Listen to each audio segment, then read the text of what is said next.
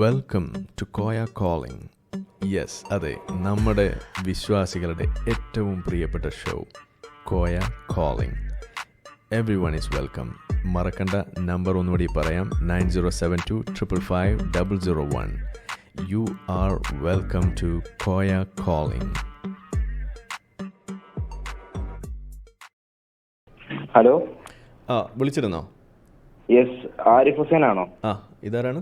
Koya calling. എനിക്ക് പേര് പറയാൻ കുറച്ച് ബുദ്ധിമുട്ടുണ്ട്, ഐഡന്റിറ്റി ഇഷ്യൂ. എക്സ് മുസ്ലിമാ? Yes, ex മുസ്ലിമാ.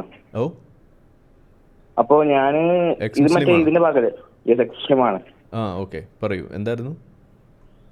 ഞാൻ ഒരു കാര്യം ചോദിക്കും. ഇപ്പോ നിങ്ങളുടെ വാദം എന്ന് വെച്ച് കഴിഞ്ഞാൽ ഇസ്ലാമില് പൂർണ്ണമായും അല്ലെങ്കിൽ അധികം തിന്മയുള്ളത് നന്മ തീരില്ല എന്നാണ്. നിങ്ങളുടെ മറ്റേ രാഹുൽ ഈശ്വരായിട്ടുള്ള ഡിബേറ്റ് ഞാൻ കണ്ടിരുന്നു. അതിൽ നിങ്ങൾ പറഞ്ഞെന്താ വെച്ച് കഴിഞ്ഞാൽ ഇസ്ലാമിന് മാത്രമായിട്ടൊരു തിന്മയില്ല എന്നാണ്. പക്ഷെ ആ രീതി സോറി, ഇസ്ലാമിന് മാത്രമായിട്ട് നന്മയില്ല.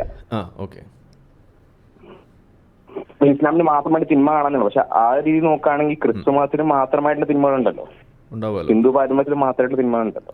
So how can you argue that ഇസ്ലാമിന് ഇവിടെക്കാൾ എത്രയോ മോശമാണെന്ന് എങ്ങനെ അറിയാൻ പറ്റും? ഇസ്ലാമിൽ അപ്പോൾ തിന്മ ഉണ്ടോ? തീർച്ചയായും ഉണ്ട്. നിങ്ങൾ എക്സ് മുസ്ലിം ആണോ? യെസ്. ഓക്കെ, പിന്നെ ഇപ്പോൾ ഇതിലെന്താ ചോദ്യമുള്ളത്? ഒരു ദൈവം ഉണ്ടാക്കിയ മതത്തിൽ തിന്മ ഉണ്ടാവാൻ പാടുണ്ടോ? ഇല്ല.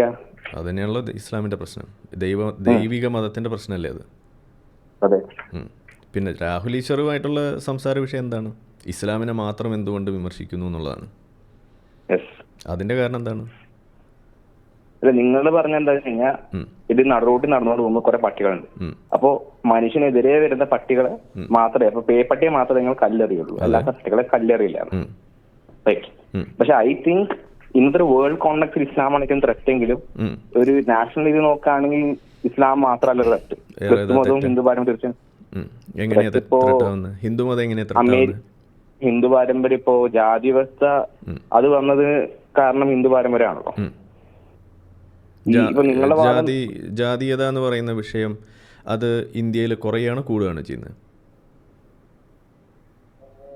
അത് ഇപ്പൊ കൂടാന്ന് എനിക്ക് തോന്നുന്നത്. ഇപ്പൊ കൂടുകയാണോ? അങ്ങനെയല്ലല്ലോ ഡേറ്റ പറയുന്നത്. കുറയാണെന്നല്ലേ പറയുന്നത്? കേരളത്തിൽ കുറഞ്ഞില്ലേ പണ്ടത്തെക്കാളും? പക്ഷെ നോർത്തിൽ കൂടിയല്ലേ കേരളത്തിൽ? അന്ധവിശ്വാസങ്ങൾ അത് കേരളത്തിൽ കുറഞ്ഞിട്ടുണ്ട്. കേരളത്തിൽ കുറഞ്ഞ പോലെ മറ്റുള്ളവർക്കും കുറയാലോ? അപ്പോൾ കുറയാം. ഇനി ഇസ്ലാമിൻ്റെ കാര്യം നിങ്ങൾ എടുക്കൂ. ഇസ്ലാമിലെ ഒരു വിഷയം നിങ്ങൾ എടുക്കുകയാണെന്നുണ്ടെങ്കിൽ അടിമത്തം തന്നെ നിങ്ങൾ എടുക്കാം. ഇസ്ലാമിലെ അടിമത്തം ഇന്നും ഹലാലല്ലേ? ഓക്കെ. വേറെ മതങ്ങളിലും അടിമത്തത്തെ അനുകൂലിക്കുന്നതായിട്ടുള്ള കാര്യങ്ങളുണ്ടെങ്കിലും അതാരെങ്കിലും ഇസ്ലാമിലെ ആളുകൾ, ഇപ്പോൾ ബാസിലിനെ പോലെയുള്ള ആളുകൾ ഡിഫെൻഡ് ചെയ്യുന്നത് പോലെ വേറെ ഏതെങ്കിലും മതത്തിലുള്ള ആളുകൾ ഡിഫെൻഡ് ചെയ്യുന്നുണ്ടോ? ഇന്ന് നിലവിലില്ല. ഇല്ല. അപ്പൊ പിന്നെ ഇവിടെ പേ പിടിച്ച മതം ഏതാണ്?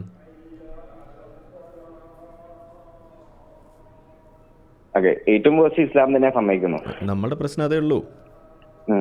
ഇപ്പം നിങ്ങൾ ഒരു മാളിലോ ഒരു തിയേറ്ററിലോ പോകുമ്പോൾ അവിടെ ഒരു ബോംബ് ത്രെട്ട് ഉണ്ടാവുന്നൊരു സംഗതിയെക്കുറിച്ച് പറയുകയാണ്. നിങ്ങളുടെ മനസ്സിലേക്ക് ആര് ആ ത്രെട്ട് ഉണ്ടാക്കിയെന്നായിരിക്കും നിങ്ങളുടെ മനസ്സിലേക്ക് ആദ്യം ഓടി വരിക? ആരാണ്? മുസ്ലിമാണെന്ന ചാൻസ് ആണ്. എന്തുകൊണ്ടാണ്? കാരണം അതാണ് അവിടെയാണ് സിറ്റിസൺസ് നിൽക്കുന്നത്. ഭൂരിപക്ഷം പ്രശ്നങ്ങൾ ഇങ്ങനെ ഉണ്ടാക്കുന്നത് മുസ്ലിങ്ങളാണ്. ഓക്കെ. ഇനി ഇന്ത്യയുടെ പൊതുപണം ഉപയോഗിച്ചുകൊണ്ട് ഡീ റാഡിക്കലൈസേഷൻ എന്ന് പറയുന്നൊരു പദ്ധതി രൂപീകരിച്ചുകൊണ്ട് ആളുകൾ തീവ്രവാദത്തിലേക്ക് പോകുന്നതിന് തടയാൻ വേണ്ടിയിട്ട് ശ്രമിക്കുമ്പോൾ അത് ഏത് മതത്തിൽപ്പെട്ട ആളുകൾക്ക് വേണ്ടിയിട്ടാണ് ഏറ്റവും കൂടുതൽ, അല്ലെങ്കിൽ ഏത് മതത്തിലെ ആളുകൾ തീവ്രവാദത്തിലേക്ക് പോകുന്നത് തടയാൻ വേണ്ടിയിട്ടാണ് പ്രധാനമായിട്ടും ആ ഫണ്ട് ഇവിടെ ഉപയോഗിക്കപ്പെടുന്നത്? മുസ്ലിങ്ങൾ തടയാൻ വേണ്ടി. ഓക്കെ. ഇപ്പോൾ നമ്മൾ സംസാരിക്കുന്ന യൂണിഫോം സിവിൽ കോഡ്, അതിൻ്റെ വിഷയം വരുന്ന സമയത്ത് അതിൽ ഇത്രമാത്രം കുത്തിത്തിരിപ്പുണ്ടാക്കി കുഴപ്പമുണ്ടാക്കി അത് വരുന്നതിനെ തടയുന്ന, ഇക്വാലിറ്റി എന്ന് പറയുന്ന വിഷയത്തെ തടസ്സപ്പെടുത്തുന്നത് ഏത് മതത്തിൽപ്പെട്ടുള്ള ആളുകളാണ്? മുസ്ലിങ്ങളാണ്. ഓക്കെ. വഖഫ് നിയമം എന്ന് പറയുന്നൊരു വിഷയം ഇപ്പം നിങ്ങൾ കേൾക്കുന്നുണ്ടാവും. അതിൻ്റെ പിന്നിൽ ഏത് മതമാണ് അതിൻ്റെ പ്രശ്നം? ഇസ്ലാം തന്നെ. ഇസ്ലാം. ഇപ്പോൾ ഇനി ഇന്ത്യയിലെ കാര്യം നിങ്ങൾക്ക് മടുത്തെങ്കിൽ ഞാൻ ഇനി ഇന്ത്യക്ക് വെളിയിലുള്ള കാര്യം പറയാം. ബംഗ്ലാദേശിലെ വിഷയം എടുക്കൂ. അവിടെ ആരാണ് ഈ കുത്തിത്തിരിപ്പുണ്ടാക്കുന്നത്? ഏത് മതമാണ്? ഇസ്ലാം തന്നെ. പാകിസ്ഥാനിൽ ഏത് മതമാണ് കുത്തിത്തിരിപ്പുണ്ടാക്കുന്നത്? ഇസ്ലാം. അഫ്ഗാനിസ്ഥാനിൽ? അവിടെ ഇസ്ലാമോ? ജൂതൻ, പാലസ്തീൻ, ആ വിഷയത്തിൽ അത് ഇസ്ലാം മാത്രം എനിക്ക് പറയാൻ വയ്യ. ഇസ്ലാമിൽ വലിയ പങ്കുണ്ട്, വേറെ ഏത് മതം? ജൂതമതത്തിലുണ്ട്. എന്താണ് ജൂതമതത്തിൽ എന്താണ് പറയുന്നത് പ്രശ്നം? അതായത് ജൂതന്മാർ ചോസൺ പീപ്പിൾ ആണ്. ഇസ്രായേൽ അവിടെ ചോസൺ ലാൻഡ് ആണെന്നൊരു കൺസെപ്റ്റ് തോറയിലുണ്ട്. ശരി, ആ കൺസെപ്റ്റ് വെച്ചുകൊണ്ടാണോ അവർ നിലകൊള്ളുന്നത്? അതുകൊണ്ടാണോ ഇസ്രായേലിൽ 20% മുസ്ലിങ്ങൾ ജീവിക്കുന്നത്? അല്ല. അല്ല. അപ്പോൾ അവർക്ക് മതത്തിന്റെ പ്രശ്നമുണ്ടോ? മുസ്ലിങ്ങൾക്കുള്ള അളവിലില്ല. മുസ്ലിങ്ങൾക്കുള്ള അളവിൽ നല്ല 0 ആണ്. അല്ല, അപ്പോ ഈ തിയഡോർ ഹെർസലിന് തീരെ മതത്തിന്റെ IDF മുസ്ലിങ്ങളുണ്ടോ? ഇല്ലേ? ഉണ്ട്. ഉണ്ട്. അപ്പോൾ നിങ്ങൾ പറയുന്ന ഇസ്രായേലി പാർലമെന്റിൽ മുസ്ലിങ്ങളുണ്ടോ? ഇല്ലേ? ഉണ്ട്. ഉണ്ട്. ഇനി പാലസ്തീൻ എന്ന് പറയുന്ന റീജിയൻ, അതുപോലെ അറബ് രാഷ്ട്രങ്ങൾ, ആ റീജിയൻ, സിറിയ എടുക്കുക, ഇറാൻ എടുക്കുക, ഇറാഖ് എടുക്കുക, അവിടങ്ങളിലൊക്കെ ഉള്ള ജൂതന്മാർ എവിടെ പോയി? അടിച്ചോടിച്ചു. ആരും അടിച്ചോടിച്ചു?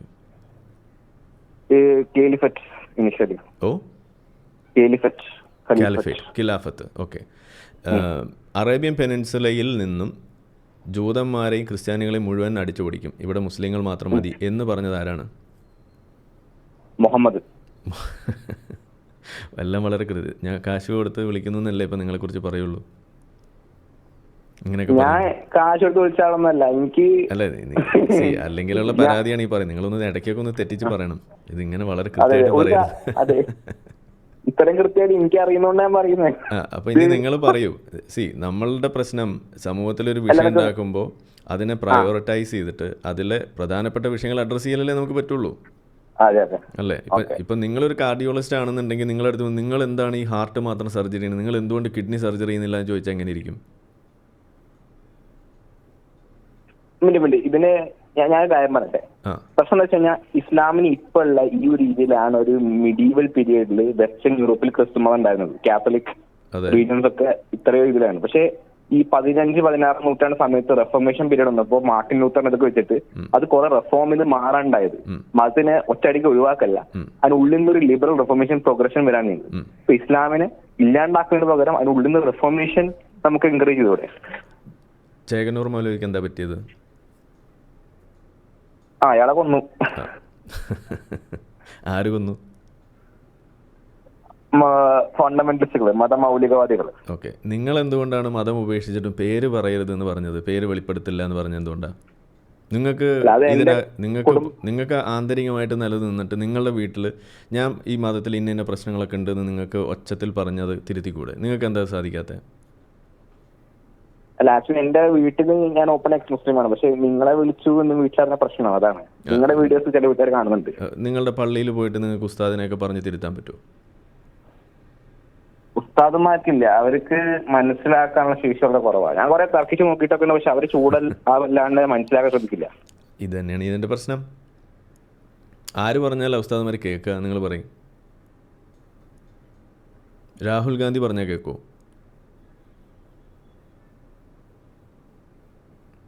കേൾക്കോ? ഇല്ല. ഇല്ല. മോദി പറഞ്ഞാൽ കേൾക്കോ? ഒരിക്കലില്ല. ഇല്ല. യൂസുഫ് അലി പറഞ്ഞാൽ കേൾക്കോ? ചിലർ കേൾക്കുന്നു വരാം. ചില ആൾ കേൾക്കോ? യൂസുഫ് അലി തന്നെ ഈ അന്ധവിശ്വാസങ്ങൾ പലതും കൊണ്ട് നടക്കല്ലേ ചെയ്യുന്നത്. ഈ ഇപ്പോ ഞാൻ എക്സാമ്പിൾ പറയട്ടെ. ഇപ്പോ സൗദി രാജകുമാരൻ പറഞ്ഞിട്ട് കേൾക്കണ്ടോ? സൗദി രാജകുമാരൻ വെള്ളക്കാർ അടിമയാണെന്നാണ് പലരുടെ അഭിപ്രായം. അപ്പൊ അവര് പറഞ്ഞിട്ട് കേൾക്കണമെന്നുണ്ടോ? ഇല്ല. ഇല്ല. ആര് പറഞ്ഞാലും കേൾക്കുക. എങ്ങനെയാണ് ഇതിനെ? ഇനി നിങ്ങൾ പറഞ്ഞു റിഫോർമേഷൻ. ഇസ്ലാമിലൊരു റിഫോർമേറ്റീവ് മൂവ്മെന്റ് ഉണ്ടായിരുന്നല്ലോ, മുഅ്തസിലി മൂവ്മെന്റിനെ കുറിച്ച് നിങ്ങൾക്ക് അറിയില്ലേ? മുഅ്തസിലിയാക്കൾ, മുഅ്തസിലിസം എന്ന് കേട്ടിട്ടുണ്ടോ? ഇല്ല, കേട്ടിട്ടില്ല. ഇപ്പോൾ ഇവർ സാധാരണ വിശ്വാസികൾ ഇസ്ലാമിൽ ശാസ്ത്രമുണ്ടെന്ന് പറയാൻ വേണ്ടിയിട്ട് കുറേ സാധനങ്ങളൊക്കെ എടുത്ത് പൊക്കിക്കൊണ്ട് വരാറുണ്ട്. ഇബ്നു സീന, ഹവാരിസ്മി, ഇങ്ങനെ കുറേ ആളുകളുടെ പേരൊക്കെ പൊക്കി പിടിച്ച് വരാറുണ്ട്. ഇബ്ൻ അൽ ഹൈത്തം, അൽ ബറൂണി, ഇതുപോലുള്ള ആളുകൾ. ഇവരൊക്കെ എങ്ങനെയാണ് ഈ ശാസ്ത്രത്തിൻ്റെ കാഴ്ചപ്പാട് ഉയർത്തിപ്പിടിച്ചത്? ഇവരെന്തൊക്കെയാണ് ഫേസ് ചെയ്തത്? ഇവർ അങ്ങനെ ചെയ്തതിൻ്റെ ഭാഗമായിട്ട് ഇവരെന്താണ് ഫേസ് ചെയ്തത്? അവരെങ്ങനെയാണ് നിന്നുപോയത്? പിന്നെ എന്തുകൊണ്ട് അങ്ങനെ ആളുകൾ വന്നില്ല? എന്താ കാരണം? ഞാൻ എൻ്റെ ഒരു വ്യാഖ്യാനം പറഞ്ഞേട്ടെ. വ്യാഖ്യാനമൊന്നും പറയണ്ട, ഇതിന് ക്ലിയർ ആയിട്ട് ഹിസ്റ്ററിക്കൽ ആയിട്ടുള്ള റീസൺ അവിടെ ഡോക്യുമെന്റഡ് ആണല്ലോ, അതങ്ങ് പറഞ്ഞാൽ പോരെ. വ്യാഖ്യാനം എന്തിനാണ്? നമുക്കൊരു സാധനം ഇല്ലെങ്കിലല്ലേ തിയറൈസേഷൻ വേണ്ടു, അല്ലെങ്കിൽ ഇതുപോലെ ഡെറിവേഷൻസ് വേണ്ടു. ഒരു സാധനം അവിടെ ഉണ്ടല്ലോ. ഇസ്ലാമിക് ഗോൾഡൻ ഏജ് എന്ന് അവർ പറയാറില്ലേ? എന്ത് പറ്റി ഇസ്ലാമിക് ഗോൾഡൻ ഏജിന്? എങ്ങനെയാണ് ഇസ്ലാമിക് ഗോൾഡൻ ഏജ് അവസാനിച്ചത്? They stopped progressing. അവരുടെ ഡോഗ്മയിൽ അങ്ങ് കുടുങ്ങി പോയി. Who stopped it? Islam stopped it. How? എങ്ങനെയാണ്? കൃത്യമായിട്ട് എന്നൊന്ന് പറഞ്ഞത്. ആരാണ് അത് സ്റ്റോപ്പ് ചെയ്തതെന്ന് അറിയോ? ഏത് ഇമാമാണ് അതിന് മുൻകൈ എടുത്തതെന്ന് അറിയോ? ഇമാം ഗസാലിയെ കുറിച്ച് കേട്ടിട്ടുണ്ടോ?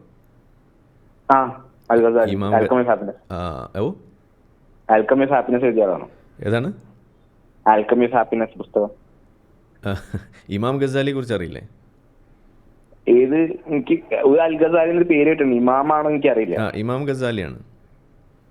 ഇമാം ഗസാലി എന്ന് പറയുന്ന ഇസ്ലാമിക പണ്ഡിതൻ വന്ന് ആ കാലഘട്ടങ്ങളിൽ, അതായത് 1800 മുതൽ ഒരു എന്താ പറയുക 1100 വരെയുള്ള AD ആ കാലഘട്ടത്തിൻ്റെ ഇടയിലുണ്ടായിട്ടുള്ള വലിയ മാറ്റങ്ങൾ, അത് നിലച്ചു പോകാനുണ്ടായ കാരണം ഗസാലിയെ പോലെയുള്ള ആളുകൾ വന്നിട്ട് ഇത് പാടില്ല, ഇങ്ങനെയുള്ള ചിന്തകൾ ഇത് പ്രശ്നമാണ്, ഇത് ഇസ്ലാമിക വിരുദ്ധമാണ് എന്ന് പറഞ്ഞുകൊണ്ട് അതിന് തടയിടുന്ന അവസ്ഥയാണ് ഉണ്ടായത്. ഓക്കെ, ഉമറിനെ പോലെയൊക്കെയുള്ള ആളുകൾ ഈജിപ്തിലെ അലക്സാണ്ട്രിയ അവിടെയൊക്കെയുള്ള കിതാബുകളൊക്കെ ഉള്ള വലിയ വലിയ ലൈബ്രറികളൊക്കെ തീയിടുകയാണ് ചെയ്തത്. ഉമറിൻ്റെ ഒരു വാക്യം തന്നെയുണ്ട്, അതായത് അവിടെ പിടിച്ചടക്കുന്ന സമയത്ത് പടയാളികൾ ചോദിക്കുകയാണ്, നമുക്ക് കുറേ പുസ്തകങ്ങൾ കിട്ടിയിട്ടുണ്ട്, ഇതെന്ത് ചെയ്യണം? അപ്പോൾ ഉമർ ചോദിക്കുന്നത്, ഈ പുസ്തകങ്ങളിൽ ഉള്ള വിവരം നമുക്ക് ഓൾറെഡി ഉള്ള വിവരങ്ങളെക്കാൾ കൂടുതലാണോ കുറവാണോ? ഇതാണൊരു ചോദ്യം. കുറവാണെന്ന് പറഞ്ഞാൽ അതിൻ്റെ അർത്ഥം മുഹമ്മദ് നബി അള്ളാഹു നമ്മളെ പറ്റിച്ചു എന്നാണ്. അപ്പോൾ അത് പറയാൻ പാടില്ലല്ലോ. അപ്പോൾ അത് കത്തിച്ച് കളയാം. ഇനി കൂടുതലാണെന്നുണ്ടെങ്കിലോ, മീൻസ് കൂടുതലാണെന്നുണ്ടെങ്കിലോ ഇതിന് കൂടുതൽ നമുക്ക് കിട്ടാനില്ല, അപ്പോഴും അത് കത്തിച്ച് കളയണം. അപ്പോൾ എന്തായത്? ആ പുസ്തകങ്ങൾ അവിടെ നദിയിലേക്ക് വലിച്ചെറിയാണ് ചെയ്തത്. അവർ ചോദിച്ചത് ഇത് നാട്ടുകാർക്ക് വിതരണം ചെയ്യട്ടെ എന്നാ, പക്ഷെ അത് കത്തിച്ച് കളയാണ് ഉണ്ടായത്, മീൻസ് അത് നശിപ്പിക്കാനുണ്ടായത്. അപ്പോൾ ഈ ശാസ്ത്രത്തോടും റിഫോർമേറ്റീവ് മൂവ്മെൻറ്റ്സിനോടും ഇസ്ലാമിക പണ്ഡിത സമൂഹം എന്നും നിലകൊണ്ടിട്ടുള്ളത് വിപരീതമായിട്ടാണ്. അതിനോട് മുഖം തിരിച്ചാണ് നിന്നിട്ടുള്ളത്. ഇബ്നു സീന എന്നൊക്കെ പറയുന്ന ഇവരിന്ന് കൊട്ടിഘോഷിച്ച് ഇസ്ലാമിക പണ്ഡിതൻ, ഇസ്ലാമിക ശാസ്ത്രജ്ഞൻ എന്നൊക്കെ പറഞ്ഞുകൊണ്ട് നടക്കുന്ന ആളുകൾ, അവർ യഥാർത്ഥത്തിൽ കാഫിറുകളായിരുന്നു. യുക്തിവാദിയാണെന്നൊന്നും ഞാൻ പറയുന്നില്ല. കാഫിർ, ലീഡർ ഓഫ് ദ കാഫിർ എന്നായിരുന്നു ഇബ്നു സീനനെ വിളിച്ചിരുന്നത് തന്നെ. അതെ. നിങ്ങൾക്ക് ഒരു ബുക്ക് ഇറക്കാൻ വേണ്ടി ഇതൊക്കെ ഞാൻ വായിച്ചുണ്ടാക്കാണ്, കാരണം എനിക്ക് അതിന് കിട്ടുന്ന സോഴ്സ് അപ്പോളജിസ്റ്റ് ആണ്. ഇനി നമുക്ക് എഴുതാം, അതാണ് ഇപ്പോൾ നമ്മൾ ആലോചിക്കുന്നത്. ഇനി ഇതേപോലെയുള്ള ആളുകൾക്കെതിരെ ഫത്വകൾ വരെ ഇവിടെ ഇറക്കിയിട്ടുണ്ട്.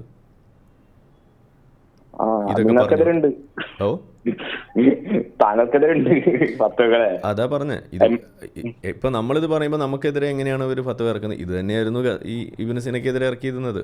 ഇനിയിപ്പോൾ ഇവർ സാധാരണ ഓരോ ആളുകളെയും പൊക്കിക്കൊണ്ടുവരും. പല ആളുകളും ഇസ്ലാമിനകത്ത് കപട വിശ്വാസികളായി നിന്നുകൊണ്ടാണ് പലതും എഴുതി കൂട്ടിയുള്ളത്. കാരണം അവർ വിശ്വാസമില്ല എന്നും അതിൽ പറയുന്ന സാധനങ്ങൾ ഇതിന് വിപരീതമാണ് എന്നും പറഞ്ഞു കഴിയുമ്പോൾ അവരെ തലവെട്ടുന്ന അവസ്ഥയാണ്. അവർ വിശ്വാസികളായി അഭിനയിച്ചുകൊണ്ടാണ് പലതും ചെയ്ത് കൂട്ടിയിരുന്നത്. അപ്പോഴോ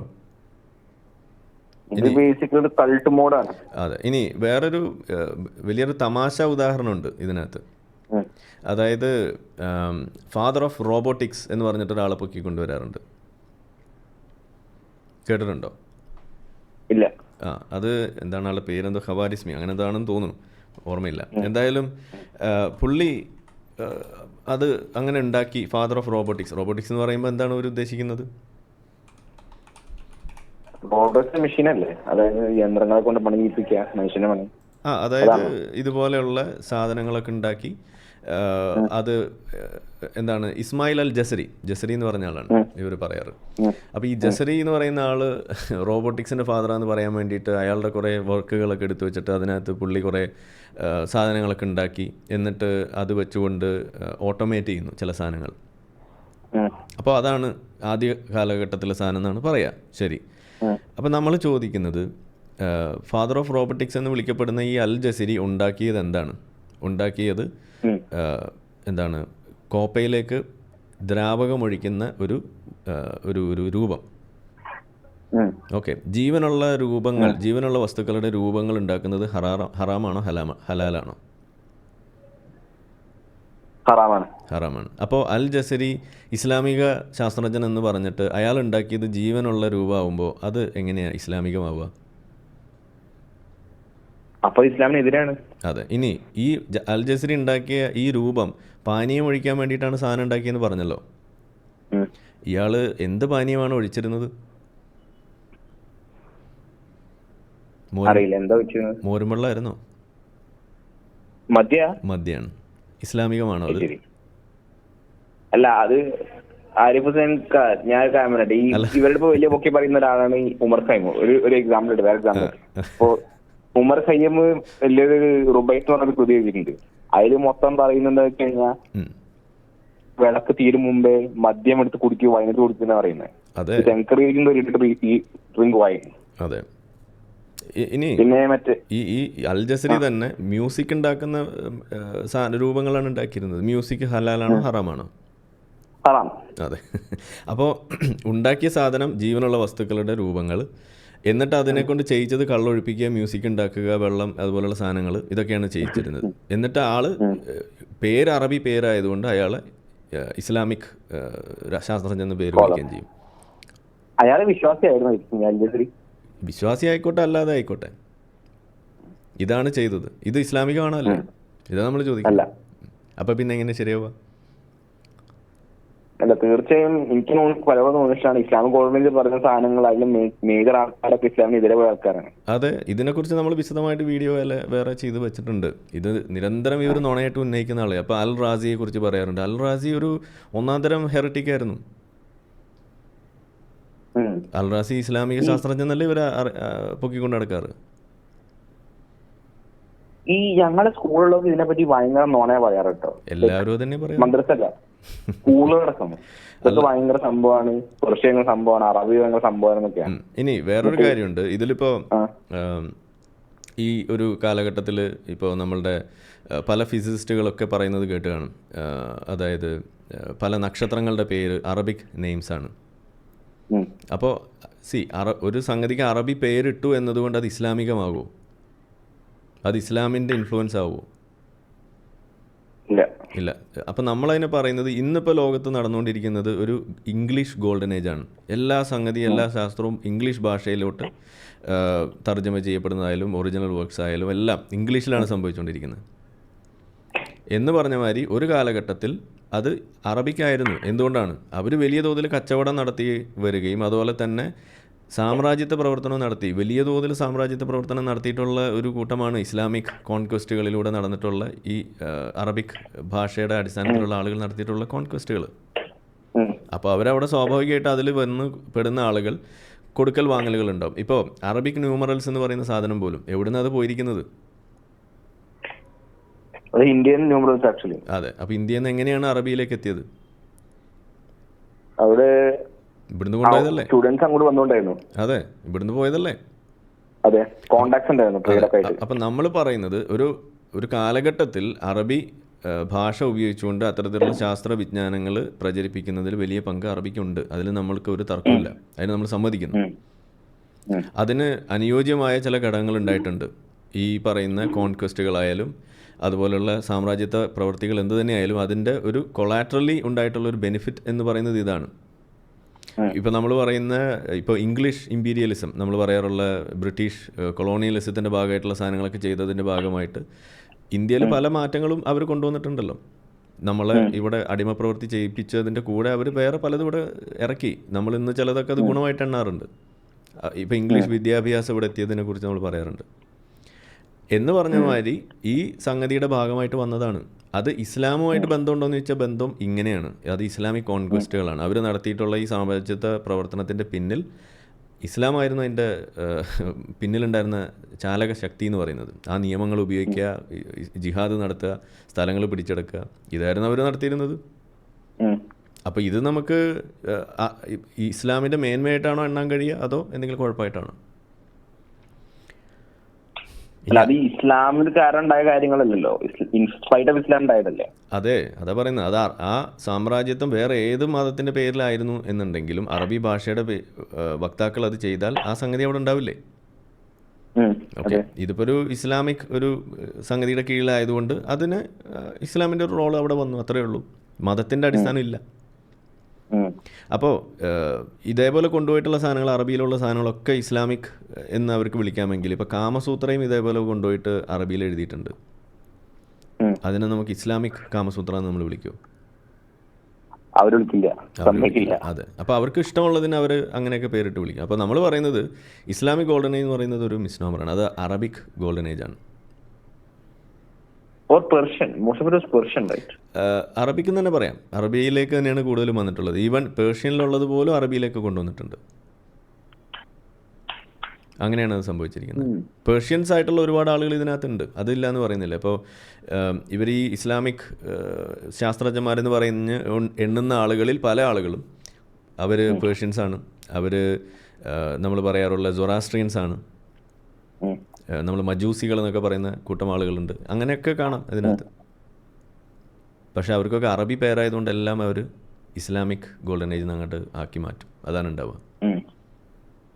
ഈ നിങ്ങളുടെ പ്രൈമറി സോഴ്സ് എന്താണ്? ഈ Muslim heretics of the medieval പീരിയഡിനെ പറ്റി where do you get your knowledge from? How do you get the Islamic knowledge? നമ്മൾ കോൺസ്റ്റന്റ് സെർച്ചിങ് ഓൺലൈൻ. ഇത് തന്നെ. ഇന്ന് ഇത് വാസ്റ്റ് ആയിട്ടുള്ള ഒരു ഏരിയ അല്ലേ, എപ്പോൾ വേണമെങ്കിലും നമുക്ക് തപ്പി കണ്ടുപിടിക്കാമല്ലോ. പിന്നെ അതിങ്ങനെ ഓർമ്മയിലുണ്ടാവും. അതെ, പക്ഷെ ഞാൻ ശ്രദ്ധിച്ച കാര്യം കുറെ ചരിത്രകാരന്മാർ ഇസ്ലാമിനെ ഭയങ്കര അപ്പോളജിസ്റ്റ് രീതിയിൽ പോർട്രേ ചെയ്യുന്നു. ഇപ്പോ ജവഹർലാൽ നെഹ്റു അടക്കം അതുണ്ട്. ഇപ്പൊ മഹാത്മാഗാന്ധി പറഞ്ഞിട്ടില്ല ഉമറിന്റെ ഭരണം കൊണ്ടുവരണമെന്ന്. അതെ, ഉമറിന്റെ ഭരണം കൊണ്ടുവന്ന് എങ്ങനെ ഇരിക്കും? ഹിന്ദുക്കൾക്ക് അണ്ടർവെയർ ഇടാൻ സമയം കിട്ടുമോ ഹിന്ദുക്കൾക്ക്?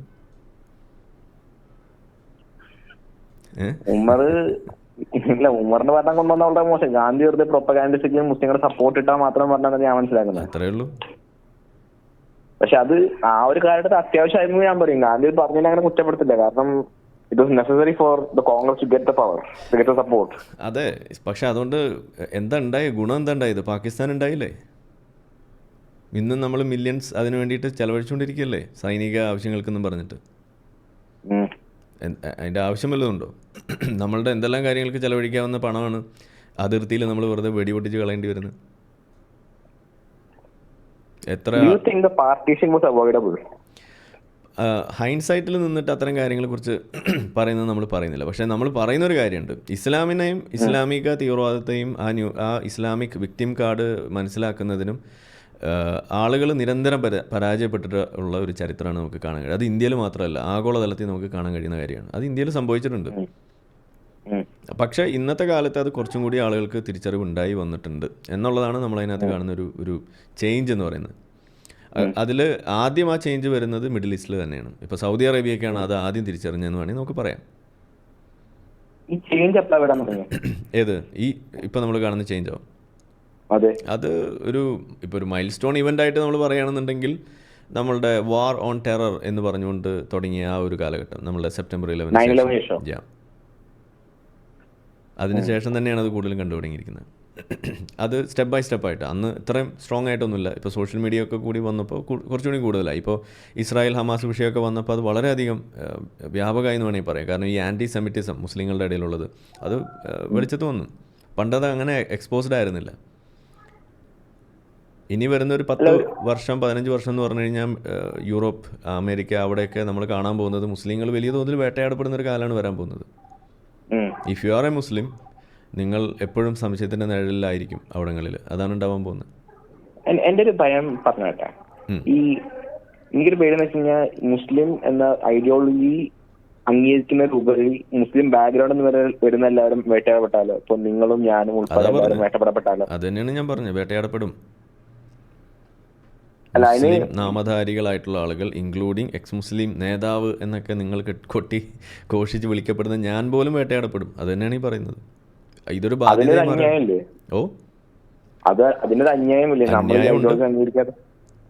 പക്ഷെ അത് ഇന്നവിറ്റബിൾ ആണെന്നായി പറയുന്നത്. അത് ആരാണ് ആ വഴിയിലേക്ക് കൊണ്ടെത്തിച്ചത്? മൗദൂദിക്ക് വലിയ പങ്കുണ്ട്. പങ്കെല്ലാവർക്കും ഉണ്ട്. മൗദൂദിക്കുണ്ട്. നമ്മുടെ നാട്ടിലെ സമസ്തയ്ക്ക് പങ്കില്ലേ? ആർക്ക്? സമസ്ത.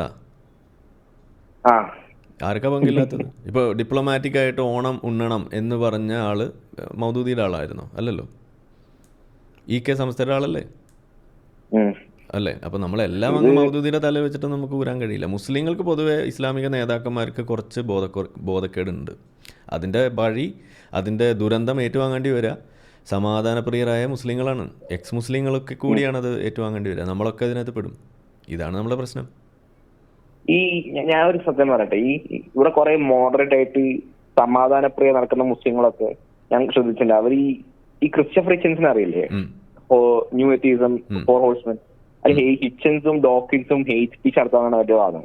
അവർക്ക് ഹെയ്റ്റ് സ്പീച്ച് നടത്താനാണ് അവർ ക്രിട്ടിക്കൽ അംഗീകരിക്കില്ല. അവർ മോഡറേറ്റ് മുസ്ലിംസ് അല്ല, അതുകൊണ്ടാണ് അവർ ഇഗ്നറന്റ് മുസ്ലിംസ് ആണ്. ഇഗ്നറന്റ്, അതെ. മോഡറേറ്റ് മുസ്ലിം എന്ന് പറഞ്ഞിട്ടൊരു മുസ്ലിം ഇല്ല. ഇസ്ലാം അറിയുന്ന മുസ്ലിം, ഇസ്ലാം അറിയാത്ത മുസ്ലിമേ ഉള്ളൂ.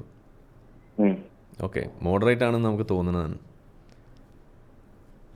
ഈ മൗലാന അബുൽ കലാം ആസാദ് അപ്പൊ ഇഗ്നറന്റ് ആണോ നിങ്ങളുടെ കണക്ക്? യെസ്, ഇഗ്നറന്റ് ആണ്. പക്ഷെ അദ്ദേഹം ഭയങ്കര മൗലികയൊക്കെ ആയിരുന്നില്ല, പണ്ഡിതനൊക്കെ ആയിരുന്നില്ല. ഒസാമ ബിൻ ലാദനോ? അയാള് പ്രോപ്പർ മുസ്ലിം, ട്രൂ മുസ്ലിം. അതെ, വലിയ പണ്ഡിതനല്ലേ? അല്ലേ? മൗദൂദി വലിയ പണ്ഡിതനല്ലേ? അതെ. പണ്ഡിതനായി എന്ന് പറഞ്ഞതുകൊണ്ട് അല്ല, അപ്പൊ അയാൾ ഇഗ്നോറന്റ് ആണ് നിങ്ങൾ എങ്ങനെ പറയുന്നത് ഞാൻ ചോദിക്കുന്നത്. അതായത് ഇതിനകത്ത് നമുക്ക് പിക്ക് ആൻഡ് ചൂസ് എന്ന് പറയുന്ന ഒരു പരിപാടി ഇല്ല ഇസ്ലാമിൽ. പക്ഷേ ദേശീയ നേതൃത്വത്തിലേക്കൊക്കെ വന്നിട്ടുള്ള പല മുസ്ലിങ്ങളും പലപ്പോഴും ഇത്തരത്തിലുള്ള സാധനങ്ങൾ പിക്ക് ആൻഡ് ചൂസ് നടത്തിയിട്ടുണ്ട്. ഓക്കെ, അത് ഒരു സൗകര്യത്തിന് ചെയ്യുന്ന പണിയാണത്. അത് ശരിയാണോന്നാണ് നമ്മൾ ചോദിക്കുന്നത്. അല്ല, അത് തീർച്ചയായും നിങ്ങൾ ആ മതം തുടരാണെങ്കിൽ പൂർണ്ണമായി ചെയ്യുന്നതാണ് യുക്തി എന്ന് എനിക്ക് തോന്നുന്നത്. അതെ, ഒന്നുകിൽ അത് മുഴുവൻ ചെയ്യാം, അല്ലെങ്കിൽ അത് ചെയ്യാണ്ടിരിക്കാം. തോന്നുന്ന പോലെ ചെയ്യാൻ പറ്റില്ലല്ലോ. അതെ, അങ്ങനെ പറ്റുമോ? അല്ല, അത് ഹിന്ദു പാരമ്പര്യം പക്ഷെ അങ്ങനെയാണല്ലോ, തോന്നുന്ന പോലെ ഇഷ്ടമെടുക്കുക, ഇഷ്ടമില്ലാത്ത ഒഴിവാക്കുക. അതെ, അപ്പോൾ മൗലാന അബ്ദുൽ കലാം ആസാദിനെ പോലെയൊക്കെയുള്ള ആളുകൾ തങ്ങൾ ജീവിക്കുന്ന ചുറ്റുപാടിൽ നിന്നുകൊണ്ട് കാര്യങ്ങളെ കാണാൻ ശ്രമിക്കുമ്പോൾ തങ്ങൾ പഠിച്ച വിഷയങ്ങളൊക്കെ അവിടെ ഉണ്ടെങ്കിലും അവർ എന്ത് ചെയ്യും? ഈ ഒരു സോഷ്യൽ പ്രഷറിൻ്റെ ഭാഗമായിട്ട് ചില കാര്യങ്ങൾ അവർ ഈ ഭാഗങ്ങളൊക്കെ ഒഴിവാക്കാൻ പറ്റുന്നതൊക്കെ ഒഴിവാക്കും. അത് ചിലത് അവർ മൈൻഡ് ചെയ്യാതിരിക്കുന്നതായിരിക്കും. മീൻസ് അവരുടെ ആ ഒരു ചിന്തയിലേക്ക് വരുന്നുണ്ടാവില്ല, അവരതിനെക്കുറിച്ച് അവെയർ ആയിരിക്കില്ല. അതുകൊണ്ടാണ് നമ്മൾ അതിന് ഇഗ്നറൻ്റ് ആണെന്ന് പറയുന്നത്. അത് അവെയർ ആയിക്കഴിഞ്ഞാൽ അവർക്ക് അതിനകത്ത് നിലനിൽക്കാൻ കഴിയില്ല, അവർ പിന്തിരിയും, അല്ലെങ്കിൽ അവർ ഉപേക്ഷിക്കേണ്ടി വരും. അതാണ് ഉണ്ടാവുക. ഈ ഒരു കാര്യം ചോദിക്കാൻ, ഈ ഫസ്റ്റ് കുരിശുദ്ധന സമയത്ത് ഈ സലാഹുദ്ദീൻ അയ്യൂബി ഖലീഫ പോയിട്ട് ജെറൂസലേം കീഴടക്കല്ലോ ക്രിസ്ത്യൻ പോസ്റ്റിന്. അപ്പൊ ഇസ്ലാമിന്റെ നിയമം അനുസരിച്ചിട്ട് ഒന്നെങ്കിൽ അവർ ഇസ്ലാം സ്വീകരിക്കണം, അല്ലെങ്കിൽ ജിസ്യ ചെയ്യണം, അല്ലെങ്കിൽ അടിമാക്കണം എന്നല്ലേ? കൊല്ലപ്പെടണം, അടിമാക്കണം എന്നല്ല, ബന്ദികളാക്കണം എന്നല്ല. ഓക്കെ, പക്ഷെ ഈ സലാഹുദ്ദീൻ അയ്യൂബ് എന്തുകൊണ്ടാണ് പിന്നെ ഇവരൊക്കെ തിരിച്ച് ഫ്രീ ആയിട്ട് വിട്ടത് അവരുടെ ക്രിസ്ത്യൻ ഹോംലാൻഡിലേക്ക്? Why did he not punish them as per Islam instruction? ഈ പറയുന്ന ആളുകൾ അവർക്ക് പല മോട്ടീവ്സ് ഉണ്ട് ഇത്തരം സംഗതികൾ ചെയ്യാൻ വേണ്ടിയിട്ട്. അതിൽപ്പെട്ടിട്ടുള്ള ചില കാരണങ്ങൾ മാത്രമാണ് നമുക്ക് പറയാൻ പറ്റുള്ളൂ. കൃത്യമായിട്ട് എന്താ കാരണം എന്നുള്ളത് നമ്മൾ അന്വേഷിക്കണം, എന്നാലേ അത് പറയാൻ പറ്റുള്ളൂ. പിന്നെ ഒരു കാര്യം പറയട്ടെ, മറ്റേ ഇതിനെപ്പറ്റി ഈ എക്സ് മുസ്ലിം മൂവ്മെന്റ് അല്ലെങ്കിൽ ഒരു യുക്തിവാദ പ്രസ്ഥാനത്തിനെ പറ്റി ബന്ധപ്പെട്ടൊരു കാര്യം പറയാൻ വേണ്ടിട്ടാ. I am actually very glad ഇങ്ങനത്തെ ഒരു സാധനത്തെ സ്റ്റാർട്ട് ചെയ്യുന്നത്. കാരണം എനിക്ക് ഭയങ്കര ഫ്രസ്ട്രേഷൻ ആണ്. മുസ്ലിങ്ങൾ മാത്രമല്ല, എല്ലാ കമ്മ്യൂണിറ്റിയും ഓരോ അന്ധവിശ്വാസം ഇങ്ങനെ സ്പ്രെഡ് ചെയ്യുന്നു. പിന്നെ മതം ചോദ്യം ചെയ്യാൻ പറ്റാത്തൊരു സാധനമായി മാറുന്നു. ക്രീസുകൾ അവരുടെ തോന്നിയ കാണിച്ചെടുക്കുന്നു. അപ്പോ ഇങ്ങനത്തെ ഒരു പ്രസ്ഥാനം I think it's very necessary right now for Kerala.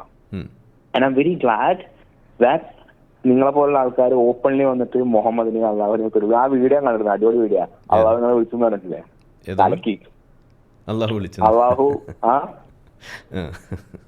അതെ അതെ, അതിന്റെ നിങ്ങളെ മറ്റേ ഷോർട്ട് ഞാൻ എന്റെ ഒരു പ്ലേലിസ്റ്റിലേക്ക് വെച്ചിട്ടുണ്ട്, ഇടക്കിടക്ക് കാണാറുണ്ട്.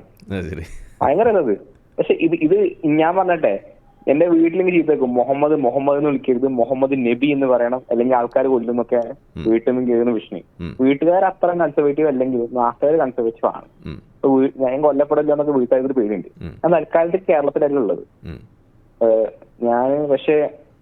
ഞാന് ഒരിക്കലും ആ വീട്ടുകാരെ മുന്നിൽ ചീത്ത കഴിക്കാൻ വേണ്ടി നബി എന്ന് പറയുമെങ്കിലും പുറത്ത് ഞാൻ മുഹമ്മദേ പറയാറുള്ളൂ. ഒരു it's exercise of the freedom of speech and freedom of expression. അത് ഇത് നമ്മളിന്ന് എടുക്കാൻ നോക്കുമ്പോൾ അത് വീണ്ടും വീണ്ടും എംഫസൈസ് ചെയ്യുന്നത് നമുക്കൊരു ജനാധിപത്യത്തിലെ ഒരു ഓബ്ലിഗേഷൻ ആണെന്ന് ഞാൻ മനസ്സിലാക്കുന്നത്. D you agree? അതെ, അത് നമ്മൾ വോളണ്ടറിലി ചെയ്യേണ്ട കാര്യമാണ്. അതിങ്ങനെ ആരെങ്കിലും പുറത്തുനിന്ന് വെച്ച് തരുന്നതല്ല. അതായത് ഫ്രീഡം ഓഫ് എക്സ്പ്രഷൻ നിലനിൽക്കണമെന്നുണ്ടെങ്കിൽ അത് മോദി മാത്രം വിചാരിച്ചാൽ പോരാ, നിങ്ങളും വിചാരിക്കണം. പക്ഷേ മോദി ഫ്രീഡം ഓഫ് എക്സ്പ്രഷൻ നിലനിർത്താൻ നോക്കുന്നുണ്ടെന്ന് എനിക്ക് തോന്നുന്നില്ല. ഞാൻ പറഞ്ഞത് പ്രധാനമന്ത്രി ആരോ ആയിക്കോട്ടെ, ഏതെങ്കിലും ഒരു രാഷ്ട്രീയ നേതാവ് മാത്രം വിചാരിച്ചാൽ പോരാ, നിങ്ങൾക്കും അതിനകത്ത് ബാധ്യതയുണ്ട്. ഓക്കെ, അതായത് മോദി ഒരു കാര്യം പറയുമ്പോൾ അത് പറഞ്ഞതിൻ്റെ പേരിൽ മോദിയെ നിങ്ങൾ ബാഡ് ചെയ്യുന്നു, മോദി അത് പറഞ്ഞതിൻ്റെ പേരിൽ മോദിയെ നിങ്ങൾ കല്ലെറിയാൻ വരുന്നു. അപ്പോൾ നിങ്ങൾ എന്താ ചെയ്തത്? You are blocking freedom of speech.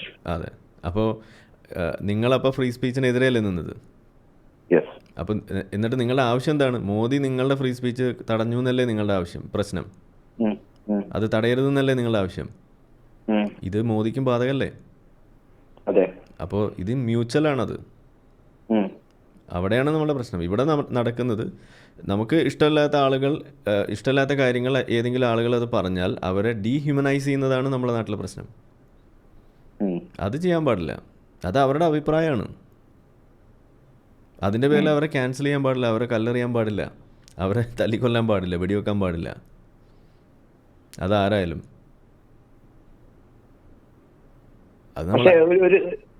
ഞാനിപ്പോ ഞാനിപ്പോ ഇതൊരു ഡിസ്കഷൻ ഉണ്ട്, പക്ഷെ can I also share some personal things about my becoming ex Muslim? Maybe ഒരു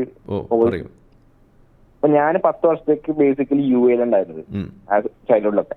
അപ്പോ അവിടെ ഞാൻ ഫണ്ടമെന്റൽ സ്കൂളിൽ ഭാഗമായിട്ട് ഇസ്ലാമിക് സ്റ്റഡീസ് പഠിപ്പിക്കുക. പിന്നെ അതിന്റെ മേലെ കൂടെ വീട്ടുകാരങ്ങനെ വിശ്വാസികളൊന്നുമല്ല. ഫാദർ മദർ അങ്ങനെ, ഫാദർ എനിക്ക് അങ്ങനെ, മദർ തട്ടടുന്നില്ല, എന്നാലും നിസ്കരിക്കില്ല, നോമ്പോക്കില്ല, പക്ഷെ ദൈവമുണ്ടെന്നൊരു വിശ്വാസം ഉണ്ട്. മുഹമ്മദ് നബിയാണ് അങ്ങനെയാണെന്നൊരു വിശ്വാസമൊക്കെ ഉണ്ട്. പക്ഷെ എന്നാലും കമ്പലം ചെയ്യില്ല.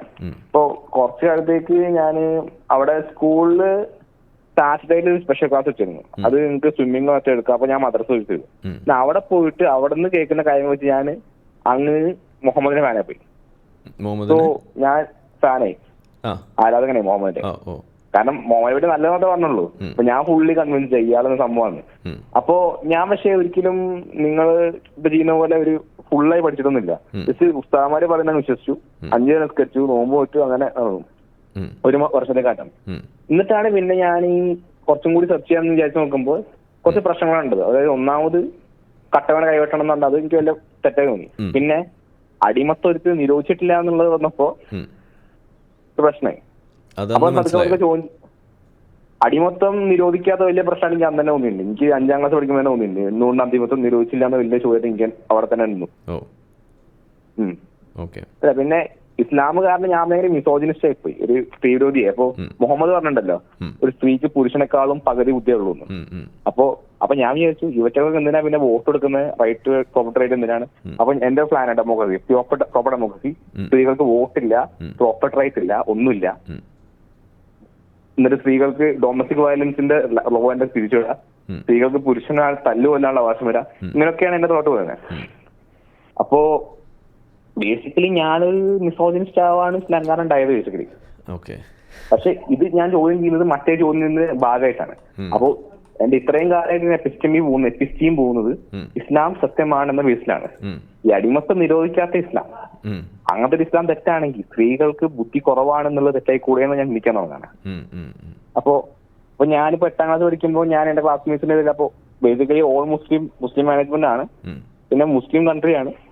അപ്പോ ഞാൻ എന്ത് ഈ ഡൗട്ട് പറയുമ്പോൾ എനിക്ക് തല്ലുകൊള്ളുന്നു ക്ലാസ്മേറ്റ് 7th 6th ഗ്രേഡ്. പിന്നെ ഞാൻ അവിടെ പറയുന്നില്ല, എന്നാലും ഞാൻ വിശ്വാസം നിർത്തി. പക്ഷെ ഒരിക്കലും ഇടയ്ക്കിടയ്ക്ക് വീട്ടുകാര് എന്നെ നിർബന്ധിച്ച് നിസ്കരിപ്പിക്കാനൊക്കെ നോക്കിയിട്ടുണ്ടെങ്കിൽ പിന്നെ അതങ്ങനെ നിന്നിട്ടില്ല. അപ്പോ ഒരു കണക്കിന് ബാക്കി മുസ്ലിംസിനെക്കാളും ഞാൻ ഭാഗ്യവാനാണ്. കാരണം വീട്ടിൽ അങ്ങനെ ഒരു പ്രഷർ ഇല്ലാത്തത് കൊണ്ട്. എന്റെ ബേസിക്കലി എന്റെ ഗ്രാൻഡ് ഫാദർ ഒരു എഗ്നോസ്റ്റിക് ആണ്, 70s മുതൽ തന്നെ. അവൻ ഞാൻ രക്ഷപ്പെട്ട. അപ്പൊ നിങ്ങളൊരു പ്രിവിലേജ്ഡ് ആയിട്ടുള്ള എക്സ് മുസ്ലിം ആണ്. ഈ ഭാഗ്യമൊന്നും നമുക്ക് ഉണ്ടായിട്ടില്ല കേട്ടോ. ഞാന് ബേസിക്കലി ഞാൻ ഒരു കാര്യം പറഞ്ഞ മൂപ്പര്, ഞാൻ യു എയിലുള്ള മൂപ്പര് ഇടയ്ക്കിടയ്ക്ക് വന്നിട്ട് ഞങ്ങൾ കാണുന്നത്. അപ്പൊ ഞാൻ ഒരിക്കലും മൂപ്പര് കൂടെ ഔട്ട് വെച്ചു. മൂപ്പരെ അഭിപ്രായം കേട്ടു, ഞാൻ ഉസ്താദിന്റെ അഭിപ്രായം കേട്ടു. അപ്പൊ രണ്ടിലും എനിക്ക് മെച്ചം മൂപ്പരെ അഭിപ്രായമാണ്. അങ്ങനെ ഇസ്ലാം ഉപേക്ഷിക്കുന്നത്. നിങ്ങൾ ഏതെങ്കിലും ഉസ്താദിനോടൊക്കെ ഇത് ചോദിച്ചോ? അപ്പൊ ഞാൻ ഇങ്ങോട്ട് വന്നിട്ട് ഇപ്പൊ ഞാൻ സ്കൂളിൽ 10ാം ക്ലാസ് 11th 12th ഒക്കെ ഉണ്ടാകുമ്പോ ഇവിടെ ഞാൻ പഠിച്ച സ്കൂളിൽ അവിടെ ഇസ്ലാമിക് ടീച്ചേഴ്സ് ഉണ്ട്. അപ്പൊ അവിടെ പോയി ഞാൻ ഡൗട്ട് വെച്ചപ്പോ അപ്പോ മുമ്പുള്ള പോലെ ഒരു ചൂടാവൽ അങ്ങനെ ഉണ്ടായിരുന്നില്ല. പക്ഷെ അവരുടെ ഒരു അപ്പോളജിസം എന്നാണ് ഞാൻ മനസ്സിലാക്കിയത്. അവര് റൗണ്ട് അടിക്കുക ചെയ്ത് ഉത്തരം കറച്ച് പറഞ്ഞില്ല, അവര് വട്ടം ചൂട് കളിച്ചു. ഇപ്പൊ ഞാൻ നിങ്ങൾക്ക് നിങ്ങൾ എന്നോട് ചോദ്യം ചോദിക്കുമ്പോൾ ഞാൻ ഉത്തരം പറഞ്ഞു തരുന്ന മാതിരി അവർക്ക് ക്ലിയർ കട്ടായിട്ട് പറയാൻ പറ്റുന്നില്ല. ഇല്ല. എന്തുകൊണ്ടായിരിക്കും അത്? അവർക്ക് ഉത്തരം പറയാൻ താല്പര്യമില്ല. താല്പര്യത്തിന്റെ അല്ല, അത് പറഞ്ഞാൽ അവരും നിങ്ങളുടെ ഒപ്പം കൂടേണ്ടി വരും. ഓക്കെ, ഇപ്പോൾ ഒരു ഉദാഹരണം പറഞ്ഞാൽ അടിമത്തം ഇസ്ലാമിൽ ഹലാലാണോ ഹറാമാണോ എന്ന് നമ്മൾ സ്ട്രൈറ്റ് ഫോർവേഡ് ആയിട്ട് ഒരു ചോദ്യമാണ് ചോദിക്കുന്നത്. അതിനൊരു ഉത്തരം നമുക്ക് പറയാൻ കഴിയണ്ടേ? അത് ഹലാലാണെങ്കിൽ ഹലാൽ എന്ന് പറയാം, ഹറാമാണെന്നെങ്കിൽ ഹറാം എന്ന് പറയാം. ഇത് ഒരു ഒരു 100 വർഷം മുന്നെയാണ് നമ്മൾ ചോദിക്കണമെന്നുണ്ടെങ്കിൽ അത് തീർച്ചയായിട്ടും അവർ പറയും അത് ഹലാലാണെന്ന്. 100 വർഷം മുന്നെയാണ് നമ്മൾ ചോദിക്കണമെന്നുണ്ടെങ്കിൽ. കേൾക്കാം. ഹലോ, കേൾക്കാം. അപ്പോൾ ഞാൻ ചോദിക്കുന്നത്, ഒരു 100 വർഷം മുന്നെയാണ് നമ്മൾ ഈ ചോദ്യം ചോദിക്കുന്നതെന്ന് വിചാരിക്കുക, അടിമത്തം ഹലാലാണോ ഹറാമാണോ എന്ന്. നിങ്ങൾക്ക് തോന്നുന്നുണ്ടോ ഈ ഒരു ഡൗട്ട് ഉണ്ടാവുന്നു? ഇല്ല, അവർ പച്ചക്ക് പറയും ഹലാലാണെന്ന് പറയും. ഇന്നിപ്പോൾ അത് അങ്ങനെ പറയാൻ പറ്റാത്ത എന്തുകൊണ്ടാണ്?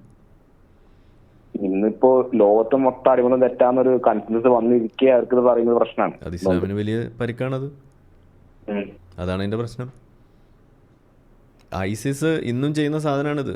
ഈ അടിമത്തം അവർ ഉപയോഗിച്ചുകൊണ്ട് യസീദികളെ അവർ ഇതുപോലെ ഉപയോഗിച്ചത് നമ്മളിവിടെ വായിച്ചതല്ലേ. ഇപ്പോഴും അവര് പല ആളുകളെ അതല്ലേ ചെയ്തുകൊണ്ടിരിക്കുന്നത്.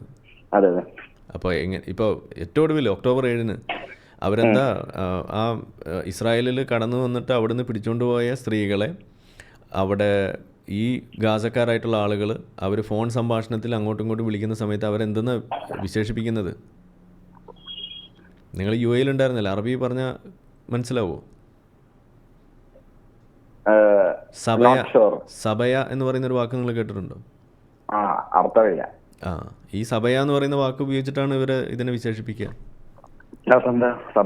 ഈ പറയുന്ന അടിമപ്പെണ്ണ്. ഈ വാക്കാണ് ഈ ഗാസക്കാർ ഈ ഇസ്രായേലിൽ നിന്ന് പിടിച്ചുകൊണ്ട് പോയ സ്ത്രീകളെ കുറിച്ച് അവർ പരസ്പരം കമ്മ്യൂണിക്കേറ്റ് ചെയ്യുമ്പോൾ അവർ ഉപയോഗിക്കുന്നത്. ഈ സബയ എന്ന് പറയുന്ന വാക്ക് തന്നെയാണ് നമ്മളുടെ നാദിയ മുറാദിനെ പിടിച്ചുകൊണ്ട് പോയപ്പോൾ നാദിയ മുറാദിനെ അവർ വിളിച്ചിരുന്നത്. ഇതാണ് ഇസ്ലാം പഠിപ്പിക്കുന്നത്. ഇതാണ് നമ്മുടെ പ്രശ്നം. അപ്പം ഇത് പച്ചയ്ക്ക് പറഞ്ഞാൽ അവർക്ക് മതം പൊളിഞ്ഞു പോകുന്ന പേടിയുണ്ട്, പറയാൻ പറ്റില്ല അവർക്ക്. അതാണ് അവർ ഉരുണ്ട് കളിക്കേണ്ടി വരുന്നത്, വട്ടം ചുറ്റുന്ന. അതാണ് രാഹുൽ ഈശ്വറിനെ പോലെയുള്ള ആളുകളും ഈ വട്ടം ചുറ്റുന്ന എന്തുകൊണ്ടാണ്? അവർ ഇതിൻ്റെ അപ്പോളജറ്റിക്സ് ആയിട്ട് നടക്കുന്ന ആളുകളാണ്. അതായത് അവർക്ക് ബേസിക്കലി ഒരു ഹിന്ദു ഗിൽറ്റാണുള്ളത്, ഒരു സവർണനാണ്, എന്നാൽ ഞാൻ വലിയ മാനവികവാദിയാണ്, ഞാൻ കുറച്ച് മാനുഷിക പരിഗണന ഉള്ള ആളാണ് എന്ന് വരുത്തി തീർക്കൽ അവർക്കൊരു ബാധ്യതയാണ്. അതിനവർക്ക് ചെയ്യാൻ കഴിയുന്ന കാര്യം എന്താണ്? അവരെപ്പോഴും താഴ്ന്ന ജാതിക്കാർക്കുള്ള പണികൾ ചെയ്യാൻ വേണ്ടി നിൽക്കുന്നു എന്ന് അവർ ഇങ്ങനെ വരുത്തി തീർത്തുകൊണ്ടേയിരിക്കും. അതുകൂടാതെ ന്യൂനപക്ഷങ്ങളുടെ ഒപ്പമാണെന്ന് പറഞ്ഞു നടക്കുകയും ചെയ്യും. ഇത് അപ്പോ യുവർ ആർഗ്യുമെന്റ് രാഹുൽ ഈശ്വർ നിങ്ങളെ ഡിബേറ്റ് ചെയ്യപ്പോൾ ഗുഡ് ഫെയ്ത്തിലല്ല, താനൊരു മൈനോറിറ്റിന്റെ സപ്പോർട്ടാണെന്ന് കാണിക്കാൻ വേണ്ടിയിട്ടാണെന്നാണ് പറയുന്നത്.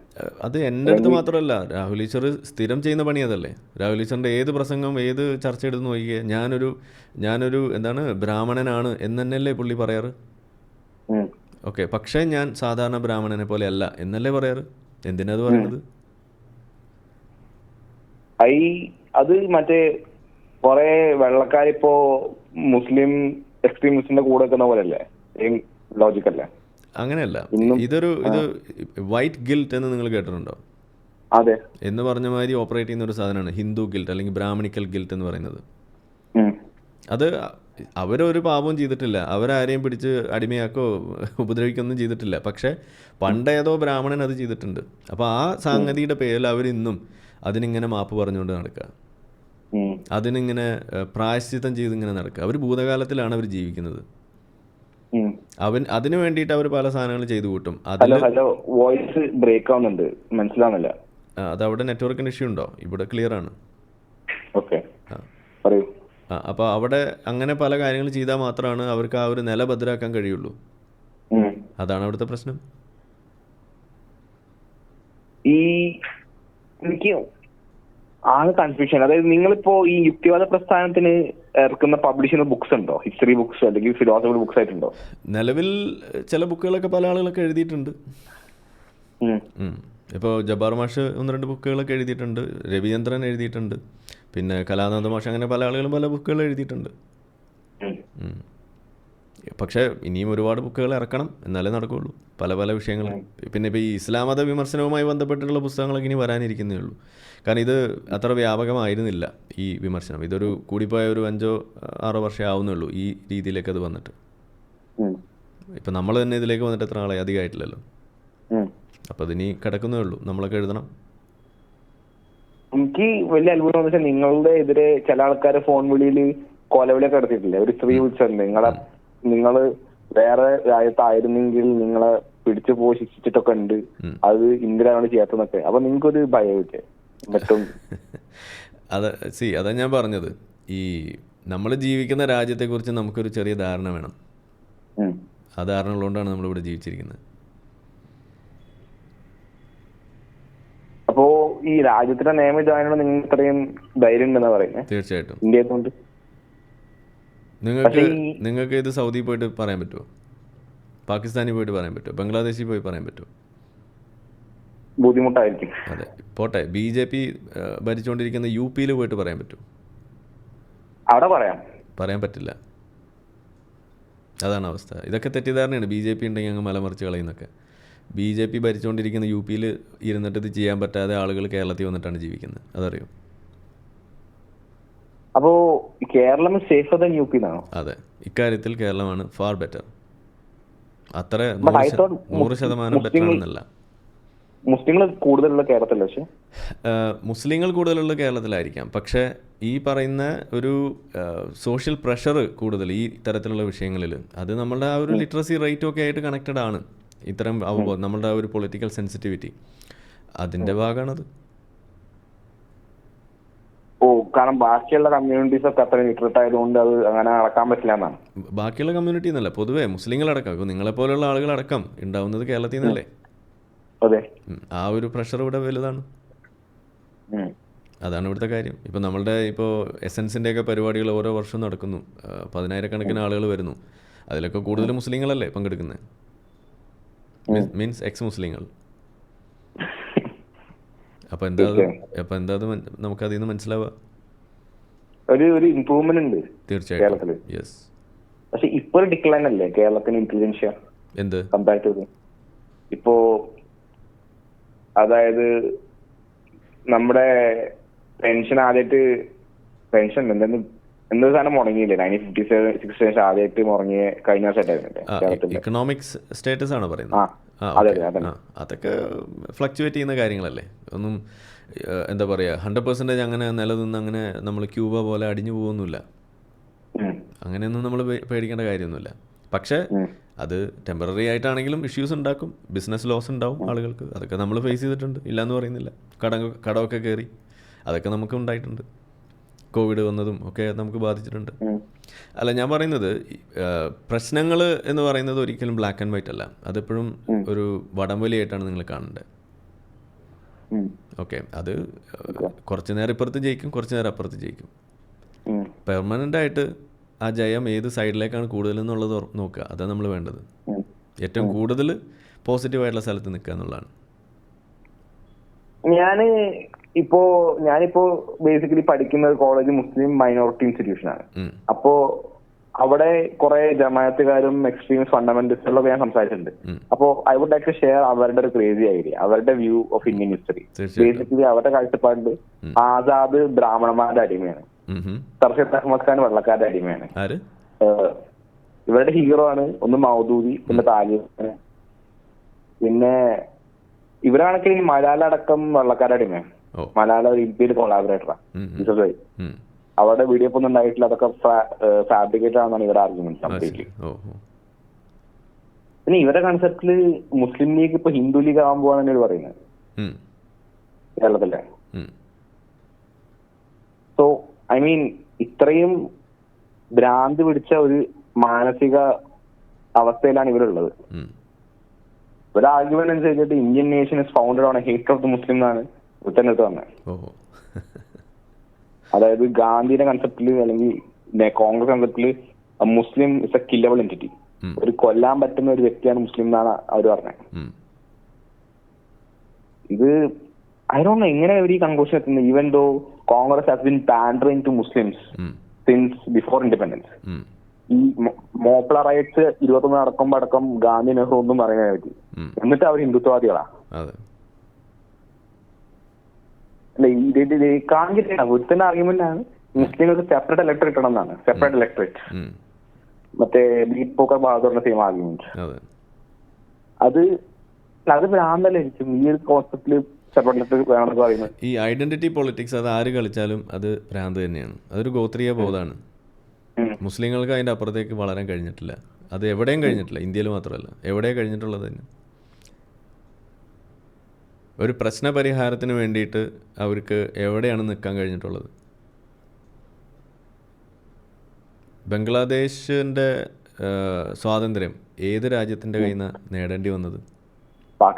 പാകിസ്ഥാൻ ആരായിരുന്നു? മുസ്ലിങ്ങളുടെ രാജ്യം. അതെ. എന്തായിരുന്നു അപ്പോൾ അവർ തമ്മിലുള്ള പ്രശ്നം? അല്ല അത് മോർ ഉറുദു ഭാഷ അടിച്ചേൽപ്പിക്കാൻ നോക്കിയോണ്ടല്ലേ. അതായത് അതെ, ഈ ഉറുദു ഭാഷ എങ്ങനെയാണ് അവരുടെ ഭാഷയായി മാറുന്നത്? എന്താണ് അവർ അതുമായിട്ട് ലിങ്ക് ചെയ്യുന്നത്? ബംഗാളി എന്ന് പറയുന്നത്, അതെ, ബംഗാളി എന്ന് പറയുന്നത് ഹിന്ദുക്കളുടെ ഭാഷ, ഉറുദു ആണ് ഹമാര ഭാഷ. അതല്ലേ അവരുടെയും പ്രശ്നം. അപ്പോൾ എല്ലാത്തിൻ്റെയും കോർ ഷിയ സുന്നി പ്രശ്നം എടുക്കൂ. എന്താണ് അതിൻ്റെ core? Proper interpretation of Islam. അതെ. അപ്പോൾ ഇന്റർപ്രിട്ടേഷൻ ഇപ്പോൾ നമ്മൾ പറയുന്നു, പക്ഷേ അതിൻ്റെ അടിസ്ഥാനം എന്ന് പറയുന്നത് അധികാര തർക്കമാണ്. മുഹമ്മദ് നബിക്ക് ശേഷം ആര് ഖലീഫയാവും എന്ന് ചോദിച്ചിട്ട്. അപ്പോൾ അവിടെയും ഇസ്ലാമല്ലേ കാരണം? ഇപ്പൊ താലിബാനും ഐസിസും തമ്മിൽ കച്ചറയാണ്. എന്താണ് അതിന്റെ കാരണം? ഇസ്ലാം തന്നെ. ഐസിസ് പറയുന്നത് താലിബാൻ ഇസ്ലാമിക തത്വങ്ങൾ അവരതിനകത്ത് വെള്ളം ചേർക്കുന്നു എന്നാ പറയുന്നത് ഐസിസ്. അപ്പോൾ താലിബാനാണെങ്കിൽ ഇവിടെ കുട്ടികളുടെ അടുത്ത് 6ാം ക്ലാസ് വരെ പഠിച്ചാൽ മതി എന്ന് പറയുന്ന തരത്തിലുള്ള കാക്കാമാരാണ്. അവർക്ക് ഇസ്ലാം കുറഞ്ഞു പോയി എന്ന് പറയാണ് ആര്? അതായത് അതെ, അതായത് ഐസിസ്. അപ്പോൾ അതായത് ക്ലാസ്സിൽ 1ാം റാങ്ക് 2ാം റാങ്ക് കിട്ടിയ ആളുകൾ അങ്ങോട്ടും ഇങ്ങോട്ടും കച്ചറ കൂടുന്നു. നമ്മൾ കച്ചറ കൂടും. 1ാം റാങ്ക് കിട്ടിയവനും 10ാം റാങ്കോ അല്ലെങ്കിൽ 30ാം റാങ്ക് കിട്ടിയവനും നമ്മൾ കച്ചറ കൂടുന്ന നമുക്ക് മനസ്സിലാക്കാം. നിനക്ക് ഇസ്ലാം കുറഞ്ഞു പോയി എന്നൊക്കെ പറഞ്ഞാൽ 1ാം റാങ്കുകാരനും 2ാം റാങ്കുകാരനും തമ്മിൽ എന്തോരം വ്യത്യാസമുണ്ട്. 1 മാർക്കിന് 1/2 മാർക്കിൻ്റെ വ്യത്യാസമൊക്കെ ആയിരിക്കും. അതിൻ്റെ പേരിലാണ് അവർ കൊന്നു തള്ളുന്നത്. അപ്പോഴോ ലോകം മുഴുവൻ ഇസ്ലാമായി എന്ന് വിചാരിക്കുക, ഇവിടെ സമാധാനം ഉണ്ടാവും? ഒരു കാരണവശാലില്ല, നേരെ ഓപ്പോസിറ്റ് ആയിരിക്കും. അതെ. അങ്ങനെ ഒരു ഇസ്ലാമിക രാജ്യം ഇവിടെ ഉണ്ടായാൽ ലോകം മുഴുവൻ, അമേരിക്കയും ഇന്ത്യയും ചൈന വരെ ഇസ്ലാമിക രാജ്യം എന്ന് വിചാരിക്കുക, അപ്പോഴും ഇവിടെ പ്രശ്നമായിരിക്കും. ഇവിടെ ഒരു സമാധാനം ഉണ്ടാവില്ല എന്ന് മാത്രമല്ല, അങ്ങനെ ഒരു ഇസ്ലാമിക രാജ്യത്ത് ഏറ്റവും കൂടുതൽ നരകയാതന അനുഭവിക്കുന്നത് മുസ്ലിങ്ങളായിട്ടുള്ള സ്ത്രീകളുമായിരിക്കും. അതാണ് നമ്മൾ പറഞ്ഞു വെക്കുന്നത്. ഇത് പറഞ്ഞപ്പോ എന്റെ ഒരു ക്ലാസ്മേറ്റ് ആർഗ്യുമെന്റ് പുതിയ ഖിലാഫത്ത് ഉണ്ടാക്കണം എന്നാണ് പറഞ്ഞത്. അതെ, ന്യൂ ഖിലാഫത്ത്. അതെ. അതുകൊണ്ടാണല്ലോ ഐസിസ് വന്നപ്പോൾ നമ്മളൊക്കെ വലിയ സന്തോഷത്തിലായിരുന്നു അന്ന്. ഇപ്പം അത് സിറിയയിൽ പുതിയ ഖിലാഫത്ത് വരുമ്പോൾ അവരും സന്തോഷത്തിലല്ലേ? കുറച്ച് കഴിയുമ്പോൾ അവർ കരഞ്ഞോളൂ, പേടിക്കണ്ട. താലിബാൻ വന്നപ്പോൾ വിസ്മയം പോലെ താലിബാൻ എന്ന് പറഞ്ഞ ആളുകളല്ലേ? വിസ്മയമാണോ താലിബാനിൽ? അതെ. അപ്പോൾ ഇതൊക്കെയാണ് നമ്മളെ പ്രശ്നങ്ങൾ. നമ്മൾ ഈ യാഥാർത്ഥ്യങ്ങളെ ഉൾക്കൊണ്ട് മുന്നോട്ട് പോകാൻ കഴിയണം. അത് മുസ്ലിങ്ങൾക്ക് മാത്രമല്ല അത് സാധിക്കാത്തത്, പൊതുജനങ്ങളുടെ ഭാഗമായിട്ടുള്ള ആളുകൾക്കും സാധിക്കാറില്ല. രാഹുൽ ഈശ്വറിനും സാധിച്ചിട്ടില്ല. അതാണ് നമ്മൾ പറഞ്ഞത്. അതിൻ്റെ ആ ഒരു കോണ്ടെക്സ്റ്റ് പറഞ്ഞുകൊണ്ട് ഞാൻ അതിലേക്ക് എത്തിക്കുകയാണ് ഇത് അവസാനിപ്പിക്കണമെന്ന്. രാഹുൽ ഈശ്വർ പറയുന്നത് പ്രകാരം എല്ലാ മതങ്ങളും പോലെ ഒരു മതമാണ് ഇസ്ലാം. അതായിരുന്നല്ലോ നമ്മുടെ ടൈറ്റിൽ. അങ്ങനെയല്ല, ഇസ്ലാം ഒരു മതമേ അല്ല എന്നാണ് നമ്മൾ പറയുന്നത്. ഇസ്ലാം ഒരു പൊളിറ്റിക്കൽ കൾട്ടാണത്. ആ കൾട്ടിന് ഒരു മതത്തിൻ്റെ ഒരു പരിവേഷമുണ്ട്, അത്രയേ ഉള്ളൂ. അത് വലിയ ദോഷം ഉണ്ടാക്കുന്ന ഒരു ഫാഷിസ്റ്റ് ഐഡിയ ആണത്. അതാണ് നമ്മളെ പ്രശ്നം. അപ്പോൾ അത് മനസ്സിലാക്കാത്ത ആളുകൾ, അവരെ പോലുള്ള ആളുകൾ ഇതിൻ്റെ പോളിസി മേക്കിങ്ങിലേക്കൊക്കെ വന്നു കഴിഞ്ഞാൽ ഇന്ത്യ രക്ഷപ്പെടുമോ? രക്ഷപ്പെടുന്നില്ല, ഇന്ത്യ കെയോസിലേക്ക് തീർന്നു പോവും. അതാണ് ഉണ്ടാവുക. അതുകൊണ്ടാണ് നമ്മൾ ഈ കാര്യങ്ങൾ പച്ചയ്ക്ക് പറയുന്ന ആളുകളായിട്ട് മാറേണ്ടി വരുന്നത്. പക്ഷേ ഇപ്പോൾ ഇയാൾ തന്നെ ചോദിച്ച പോലെ നന്മയും തിന്മയും ഉണ്ട്. ഇസ്ലാമിൽ തിന്മയും ഉണ്ട് നന്മയും ഉണ്ട് എന്ന് നമ്മൾ സമ്മതിച്ചാൽ അങ്ങനെ ഒരു സമ്മതം ഇവിടുത്തെ മുസ്ലിങ്ങൾക്കുണ്ടോ? ഇതാണ് നമുക്ക് പറയേണ്ടുള്ളൂ. ഇസ്ലാമിൽ തിന്മയും ഉണ്ട് മറ്റു മതങ്ങളിലെ പോലെ എന്ന് രാഹുൽ ഈശ്വർ പറയുമ്പോൾ അത് ഇവിടുത്തെ മുസ്ലിങ്ങൾ സമ്മതിക്കുന്നുണ്ടോ? ഇല്ലല്ലോ. അല്ല, അവര് മുഹമ്മദിനെ പറ്റി എന്ത് കുറ്റം പറയാനും ഒരാൾക്കാ. അതെ. അപ്പോൾ രാഹുൽ ഈശ്വർ ആ വീഡിയോയിൽ പറയുന്നത് എന്താണ്? എല്ലാ മതത്തിലും നന്മയുണ്ട്, എല്ലാ മതത്തിലും തിന്മയുണ്ട്, ഇസ്ലാമിലും നന്മയുണ്ട്, ഇസ്ലാമിന് തിന്മയുണ്ടെന്നാണ് പറയുന്നത്. അപ്പോൾ അത് ഇവിടുത്തെ മുസ്ലിങ്ങൾ വിശ്വസിക്കുമോ, സമ്മതിക്കുമോ? അങ്ങനെ ഇസ്ലാമിൽ തിന്മയുണ്ടെന്ന് സമ്മതിച്ച ഇസ്ലാം പൊളിയില്ലേ? അതെ, അതാണ് അതിന്റെ പ്രശ്നം.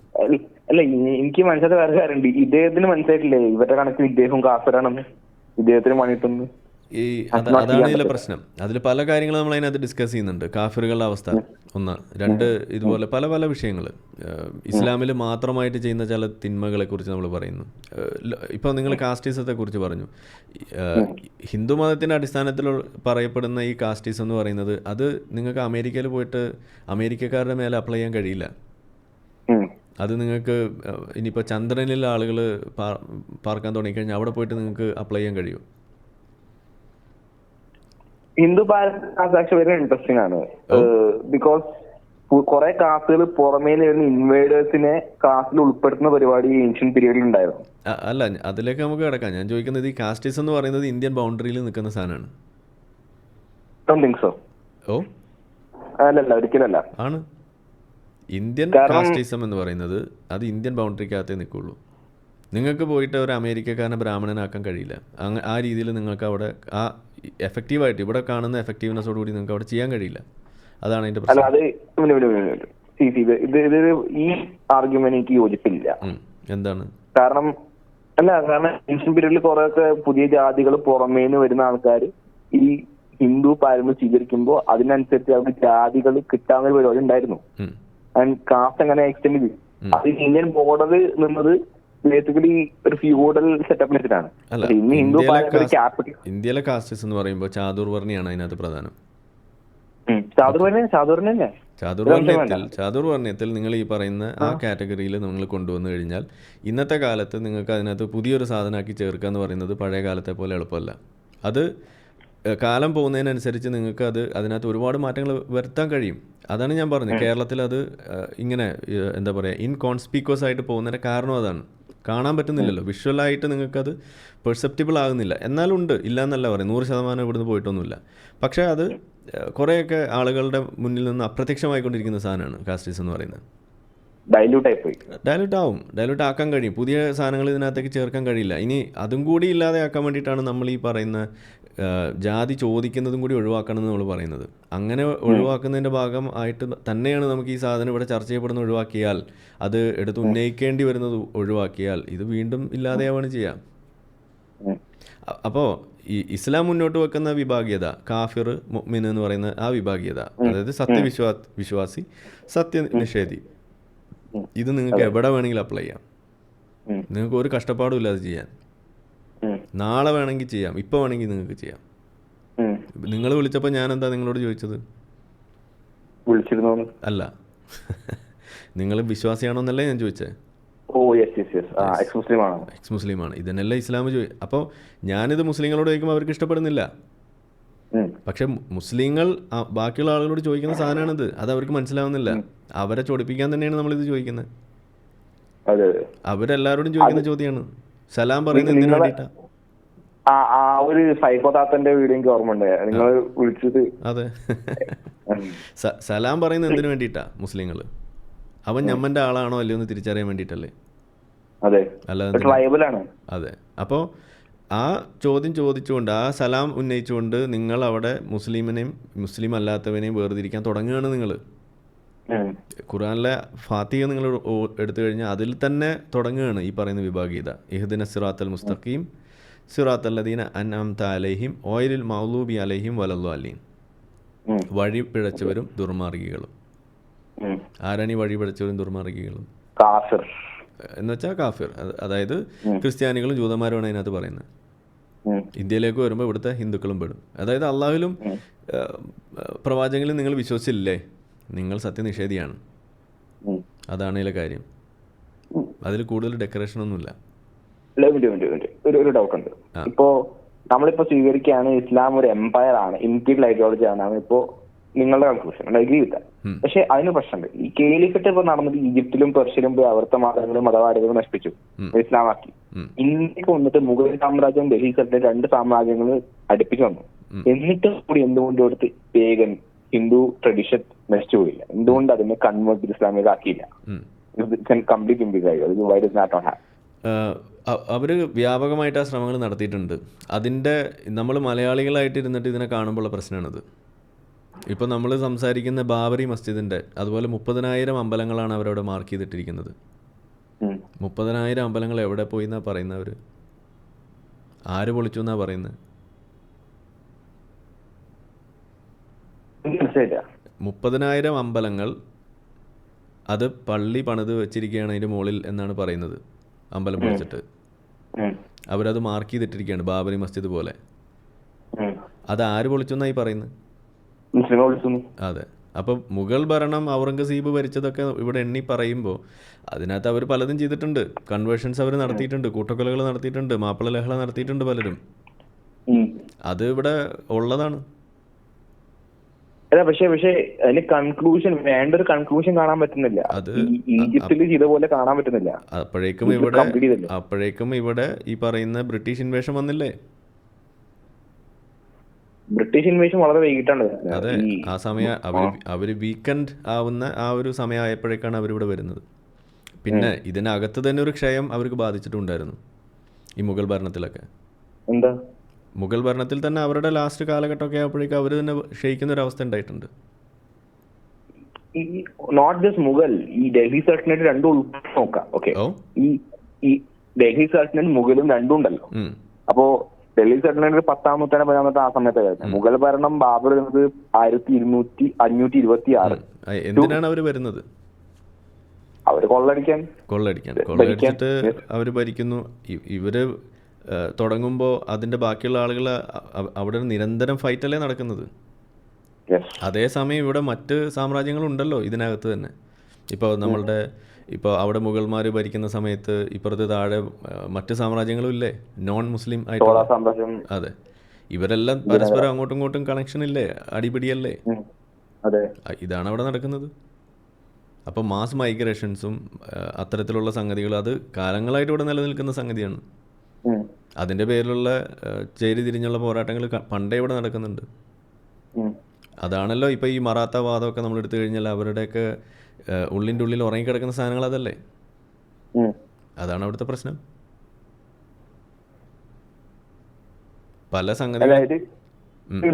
എന്റെ ചോദ്യം എന്ന് വെച്ച് കഴിഞ്ഞാൽ ഇപ്പോ ഈജിപ്തിലൊക്കെ ഒരു 100-200 വർഷത്തിനുള്ളിൽ അതൊക്കെ ഇസ്ലാമാക്കി മാറ്റിയിരുന്നു ഈജിപ്റ്റ്. അപ്പോ ഈ 11-ാം നൂറ്റാണ്ട് മുതൽ ഒരു 16-ാം നൂറ്റാണ്ട് 17-ാം നൂറ്റാണ്ട് വരെ മുസ്ലിങ്ങൾ ഭരിച്ചിട്ടും കൂടി എന്തുകൊണ്ട് നോർത്തിനെ മൊത്തം മുസ്ലിങ്ങളായില്ലേ? എന്തുകൊണ്ട് ഹിന്ദു പാരമ്പര്യം നഷ്ടപ്പെട്ടില്ല, ഇല്ലാണ്ടാക്കിയില്ല? അത് എളുപ്പമല്ല, അത് തന്നെ എളുപ്പമല്ല എന്നതുകൊണ്ട് തന്നെ. അപ്പോ എന്തുകൊണ്ട് ഈജിപ്തിൽ എളുപ്പമായിരുന്നു? അവിടുത്തെ ഡെമോഗ്രാഫിക്സ് ഡിഫറെൻ്റ് ആണ്. അതുകൊണ്ട് ഒരു ഹിന്ദു സമൂഹം, നമ്മളെപ്പോഴും പറയാറുണ്ട് ഇസ്ലാമിൻ്റെ അന്ത്യം ഇന്ത്യയിലായിരിക്കും നമ്മൾ പറയാറുണ്ട്. അത് പണ്ടും അങ്ങനെ തന്നെയാണ്. ഇസ്ലാമിന്റെ അന്ത്യം ഇന്ത്യയിലാണെന്ന് പറയാൻ കാരണം എന്താന്ന് പറഞ്ഞു കഴിഞ്ഞാൽ ഇവിടെ ഇപ്പം നമ്മൾ പറയുന്നതിൻ്റെ കാരണം എന്താണ്? ഇസ്ലാം മുന്നോട്ട് വെക്കുന്ന ആശയങ്ങൾ എന്തു തന്നെയായാലും അതിനെയും അബ്സോർബ് ചെയ്യാനുള്ളൊരു കഴിവ്, അതിനെ ഡയലൂട്ട് ചെയ്യാനുള്ളൊരു കഴിവ് അത് ഇവിടുത്തെ മതങ്ങൾക്കുണ്ട്. ഇസ്ലാം പ്രതീക്ഷിക്കുന്ന ഒരു റെസിസ്റ്റൻസ് അത് ഈ ഹിന്ദു സമൂഹം മുന്നോട്ട് കൊടുക്കാറില്ല. ഒരു ഫൈറ്റ് നടക്കണമെന്നുണ്ടെങ്കിൽ എന്താ വേണ്ടത്? അതിനനുസരിച്ചുള്ള റെസിസ്റ്റൻസും കൂടി വരണം. അത് ഇവിടുന്ന് ഉണ്ടാവാറില്ല. കണ്ടിട്ടുണ്ടോ അങ്ങനെ? ഒരു ദൈവത്തെ സ്ഥാപിക്കാൻ വേണ്ടി നോക്കുമ്പോൾ ഇപ്പോൾ ഒരു ക്രിസ്ത്യൻ സമൂഹത്തിൽ ഇപ്പോൾ ക്രൂസൈഡ്സൊക്കെ അത്രയും വ്യാപകമായിട്ട് നടന്നതിൻ്റെ കാരണം എന്താണ്? അവരതിനെ ആ രീതിയിൽ ഒപ്പോസ് ചെയ്യുന്നതുകൊണ്ടാണ്. ഇവരതല്ല ചെയ്തിട്ടുള്ളത്. ഇവർ പെട്ടെന്ന് കീഴടങ്ങുന്ന രീതിയിലേക്കോ അല്ലെങ്കിൽ ഇവർ പെട്ടെന്ന് അമാൽഗമേറ്റ് ചെയ്യുന്ന രീതിയിലേക്കാണ് പോവുക. കൺവേർഷൻസൊക്കെ മാസമായിട്ട് നടക്കുകയാണ് ചെയ്തത്. അതാണ് ഇവിടെ നടക്കുക. അവരെ സംബന്ധിച്ചിടത്തോളം ഒരു ദൈവം എക്സ്ട്രാ വരുന്നു, ആ ലെവലിലേ അവരത് എടുത്തിട്ടുള്ളൂ. അതാണ് അവിടെ സംഭവിക്കുക പലപ്പോഴും. റെസിസ്റ്റൻസ് ഇല്ലെങ്കിൽ കൊന്നൊടുക്കേണ്ട ആവശ്യം വരുന്നില്ലല്ലോ. അവർ പെട്ടെന്ന് തന്നെ അവരുടെ അടിമകളായിട്ട് മാറുന്നു, അവരുടെ ഭൃത്യന്മാരായിട്ട് മാറുകയല്ലേ ചെയ്യുന്നത്. കീഴടങ്ങി ജിസിയ കൊടുത്ത് ജീവിക്കുന്ന അവസ്ഥയിലേക്കല്ലേ അവർ പോകുന്നത്. So you are saying that Mughal സാമ്രാജ്യത്തിൽ ഹിന്ദുക്കൾ അടിമകളാണെന്ന് നിങ്ങൾ പറയുന്നത്? കൂടുതലും ജിസിയ കൊടുത്ത് ജീവിക്കുന്ന ലെവലിലായിരുന്നു ഉണ്ടായിരുന്നത്. പക്ഷെ അനുമതി അവർക്ക് ഇപ്പോ യുദ്ധത്തിന് പോരാടേണ്ട ആവശ്യമൊന്നുമില്ലല്ലോ. അവിടുത്തെ അതിന്റെ പ്രതിഫലനം വെച്ചാൽ അവർക്ക് യുദ്ധത്തിന് പോരാടണ്ടല്ലോ. യുദ്ധം നടക്കുമ്പോ യുദ്ധത്തിന് പോരാടണ്ടല്ലോ. Military obligations, right? അതിന്റെ ആവശ്യമില്ല. ജിസിയ കൊടുത്ത് ജീവിക്കുന്ന ആളുകളെ പ്രൊട്ടക്ട് ചെയ്യണമെന്നാണല്ലോ ഇവർ പറയാ. അതെ അതെ, അതാണ് സംഭവിക്കുന്നത്. അപ്പൊ അത് അടിമത്തല്ല. അപ്പൊ ബേസിക്കലി കാരണം അവർക്ക് യുദ്ധത്തിൽ പോരാടണം. അടിമത്തം ഞാൻ പറഞ്ഞത് ജിസിയ കൊടുത്ത് ജീവിക്കുക, അതാണ് ഉണ്ടായത്. അതാണോ സംഭവിക്കുന്നത്? ഈ ഒരു മിനിറ്റ്, ഇതിൽ ഐ തിങ്ക് ഇതിനെ കമ്പയർ ചെയ്യേണ്ടത് റോമ സാമ്രാജ്യവും ക്രിസ്ത്യാനിറ്റിയാണ്. കാരണം ബേസിക്കലി ഒരു സിമിലർ സംഭവമാണ്. റോമിൽ കോമൺ ആയിട്ടുള്ള ഒരു പേഗൻ റിലിജൻ ഉണ്ട്. അതിനുപരി ക്രിസ്തു വന്നിട്ട് ക്രിസ്ത്യൻ മനുഷ്യനൊരു മതം ഉണ്ടായവരാണ് ക്രിസ്ത്യാനിറ്റി. അപ്പോ റോമൻ ഇതെന്ന് വെച്ച് കഴിഞ്ഞാൽ റോമൻസ് കുറെ കാലത്തേക്ക് ക്രിസ്ത്യാനിറ്റി അടിച്ചമർത്താൻ നോക്കി. പക്ഷെ ഐഡിയോളജി സ്പ്രെഡ് ചെയ്യുന്നുണ്ട്. അപ്പോ അവർ ഏർലി ക്രിസ്ത്യാനിറ്റിയിൽ അവര് മതം അവരംഗീകരിച്ച് അവരുടെ ഭാഗമാക്കി അത് അവർക്ക് കൺവീനിയൻസ് ആയ രീതിയിൽ ട്വിസ്റ്റ് ചെയ്തിട്ട് അത് അവർ കൊണ്ടുനടന്നു. അവർ പ്രൊപ്പഗേറ്റ് ചെയ്തു. എന്നിട്ട് അവര് ആ സാമ്രാജ്യത്തെ ഭാഗമാക്കി ബാക്കി ഐഡിയോളജി നശിപ്പിച്ചു. അത് വെച്ചിട്ട് ലോകം മൊത്തം കേൾക്കാൻ നോക്കി. അങ്ങനെയാണ് യൂറോപ്പിൽ മൊത്തം ക്രിസ്തു മതം വരുന്നത്. ഇത് ബേസിക് ഇസ്ലാം അങ്ങനെ ചെയ്യാൻ നോക്കിയിട്ടുള്ളത്.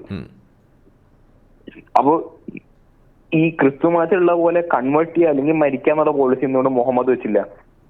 എവിടെ?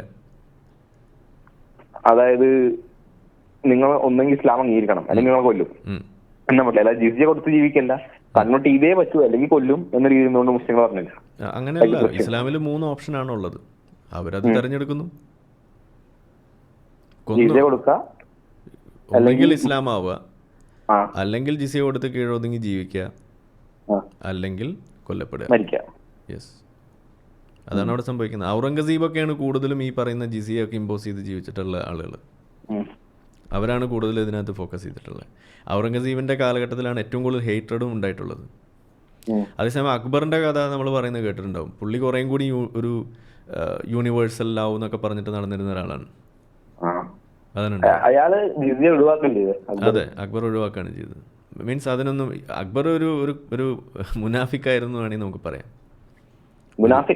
അതെ, ഒരു മുസ്ലിം ആണ്, എന്നാൽ ഇതിലൊന്നും വലിയ വിശ്വാസമില്ല. അയാൾ പുതിയൊരു ദീന ഇലാഹിന്നോ അങ്ങനെ കണ്ട് പറഞ്ഞിട്ടൊരു മതമൊക്കെ ഉണ്ടാക്കിയത് ഓർക്കുന്നില്ല. ജമാഅത്തുകാരുടെ ആർഗ്യുമെന്റ് ഇയാള് ഇങ്ങനെ പൊക്കി പറഞ്ഞ് ഇസ്ലാമിനെ എതിർത്ത ആളായതുകൊണ്ടാണ്. അതല്ലല്ലോ. അതെ, അക്ബറിനെ വലിയ തോതിൽ ഇന്ത്യൻ ജനത, അന്നത്തെ ഇന്ത്യൻ ആ ഒരു ജനത സ്വാധീനിച്ചിട്ടുണ്ട്. അതാണ് ഉണ്ടായിട്ടുള്ളത്.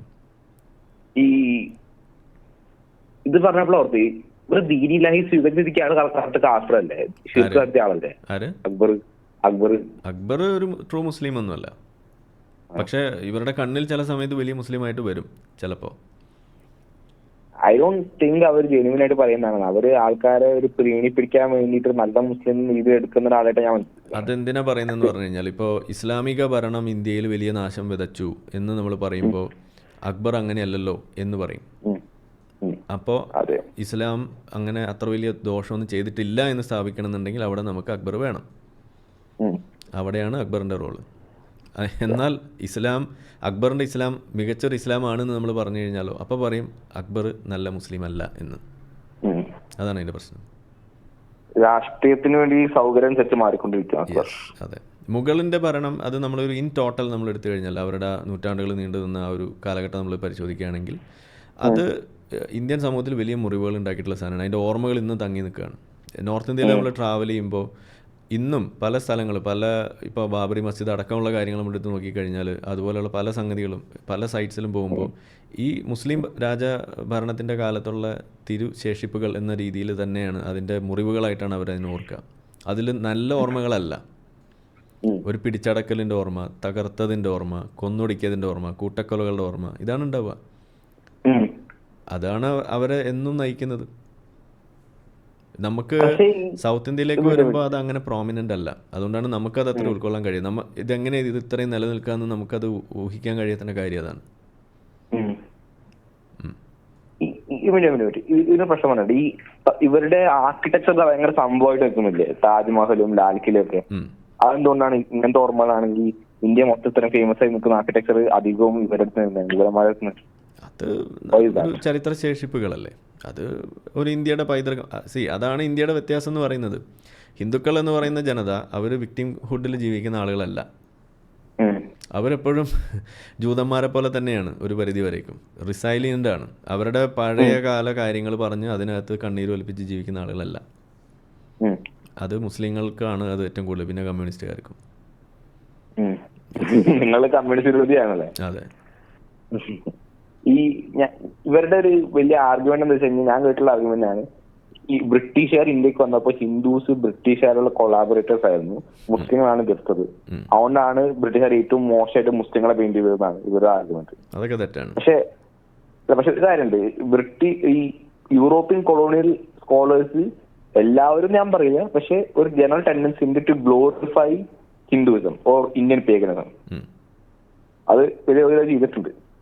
എന്ത് ചെയ്തിട്ടുണ്ട്? Glorification of Hinduism. യെസ്. അത് എനിക്ക് തോന്നുന്നത് അവര് മോഡേണിറ്റിന്റെ പേരിൽ ഈ ഗ്രക്കോ റോമൻ കൾച്ചർ തിരിച്ചുകൊണ്ടിരാന്ന ഒരു ഇതുണ്ടായിരുന്നല്ലോ, ആ റിവൈവ് ചെയ്യുക. And I think they saw that Hinduism as similar to the Greco Roman pagan culture. അതുകൊണ്ടാണ് റിവൈവ് നോക്കുകയാണെങ്കിൽ എനിക്ക് മനസ്സിലാവുന്നത്. ഇവരുടെ പക്ഷെ ജമാഅത്തെ ആർഗ്യുമെന്റ് കംപ്ലീറ്റ് എന്താണ്, ഇവരൊക്കെ ഒരു കൊളാബറേറ്റേഴ്സ് ആണ് ബ്രിട്ടീഷുകാരുടെ കൂടെ. ജമാഅത്ത് ഇസ്ലാമി ബ്രിട്ടീഷുകാർ ഇവിടുന്ന് പോകുന്നതിനെതിരായിരുന്നു. അതെ, അവര് പാകിസ്ഥാൻ ഉണ്ടാകുന്നതിന് അനുകൂലമായിരുന്നു, ഇസ്ലാമിക രാജ്യമാക്കുന്നതിന്. ഞാൻ വിചാരിച്ചത് പാർട്ടീഷൻ എതിർത്ത ആൾക്കാരല്ലേ ജമാഅത്ത് ഇസ്ലാമി മൗലൂദൊക്കെ? അല്ല, പാർട്ടീഷനെ എതിർത്തത് എന്തുകൊണ്ടാണ്, എങ്ങനെയാണ് അവർ എതിർത്തത്? അല്ല, അവർ ഇസ്ലാം മൊത്തം സ്പ്രെഡ് ചെയ്യാൻ അടിച്ചേൽപ്പിക്കാൻ. അതെ, ഇന്ത്യ മൊത്തം നമുക്ക് ഇസ്ലാം ആക്കണം എന്നാണ് അവർ പറഞ്ഞുകൊണ്ടിരുന്നത്. അങ്ങനെയാണ് അവർ എതിർത്തിരുന്നത്. പക്ഷേ അത് നടക്കില്ല, പാകിസ്ഥാൻ ഉണ്ടാകും എന്ന ഒരു ഘട്ടം എത്തിയപ്പോൾ അപ്പോൾ പിന്നെ അത് ഇസ്ലാമിക രാജ്യമാക്കണം എന്ന് പറഞ്ഞാണ് പിന്നെ അവർ നടന്നത്. അപ്പോൾ അത് നടക്കുന്നു. അതുകൂടാതെ ഇന്ത്യക്ക് സ്വാതന്ത്ര്യം ലഭിക്കുന്ന ഘട്ടത്തിൽ ജമാഅത്ത് ഇസ്ലാമി എഴുതിയത് എന്താണ്, ഇതിലിപ്പോൾ എന്താ സ്വാതന്ത്ര്യം, ഇത് മറ്റേ എന്താണ് താകൂത്ത് പോയിട്ട് മറ്റേ ചങ്ങാതി വന്നു എന്ന് പറയുന്ന പോലെ ഉള്ളൂ എന്ന് പറഞ്ഞ ആളുകളാണ് ഇവിടുത്തെ ജമാഅത്ത് ഇസ്ലാമി. എന്ന് പറഞ്ഞാൽ അതായത് കാഫിറുകളായ ബ്രിട്ടീഷുകാരുടെ കയ്യിൽ നിന്നും കാഫിറുകളായ ഹിന്ദുവിൻ്റെ കയ്യിലേക്ക് ഭരണം പോകുന്നു, ഇതുകൊണ്ട് നമുക്ക് എന്താ ഗുണം എന്നാണ് ഇവിടുത്തെ അന്നത്തെ ജമാഅത്ത് ഇസ്ലാമി ചോദിച്ചത്. അവരതിനെ സ്വാതന്ത്ര്യം, എല്ലാവരും പറയാറുണ്ട് മറ്റേ സംഘികൾ സ്വാതന്ത്ര്യത്തെ എതിർത്തു എന്നൊക്കെ. സംഘികൾ എതിർക്കുന്നതിനേക്കാൾ കൂടുതൽ എതിർത്തത് ഇവരാണ്. അതാണ് ഉണ്ടായിട്ടുള്ളത്. പാകിസ്ഥാന് മുഴുവനായിട്ട് ഇസ്ലാമിലേക്ക് പോയിട്ടില്ല. 79 പാകിസ്ഥാൻ തീരുമാനിക്കുന്നു ഇയാളെ കൊല്ലണം മൗദൂദിയെ, പാകിസ്ഥാൻ ഗവൺമെന്റ് ഒക്കെ. സോ അപ്പൊ പാകിസ്ഥാൻ ഫുള്ള ഇസ്ലാം സ്വീകരിക്കാറുണ്ട് മുസ്ലിം മെജോറിറ്റിയായിട്ടും കൂടി. പാകിസ്ഥാൻ്റെ രാഷ്ട്രീയം നിർണ്ണയിക്കുന്നതിലാണ് ഇവരുടെയൊക്കെ പങ്കുള്ളത്. മുസ്ലിം എല്ലാവരെയും ആക്കുക എന്നൊക്കെ പറയുന്നത് അങ്ങനെയല്ലല്ലോ അതിൻ്റെ രീതി, അത് സാധ്യമല്ലല്ലോ. മനസ്സിലായില്ല. പാകിസ്ഥാൻ എന്ന് പറയുന്ന രാജ്യം അതൊരു ഇസ്ലാമിക റിപ്പബ്ലിക് ആക്കണം എന്നിടത്താണ് മൗദൂദിയുടെ റോള് കിടക്കുന്നത്.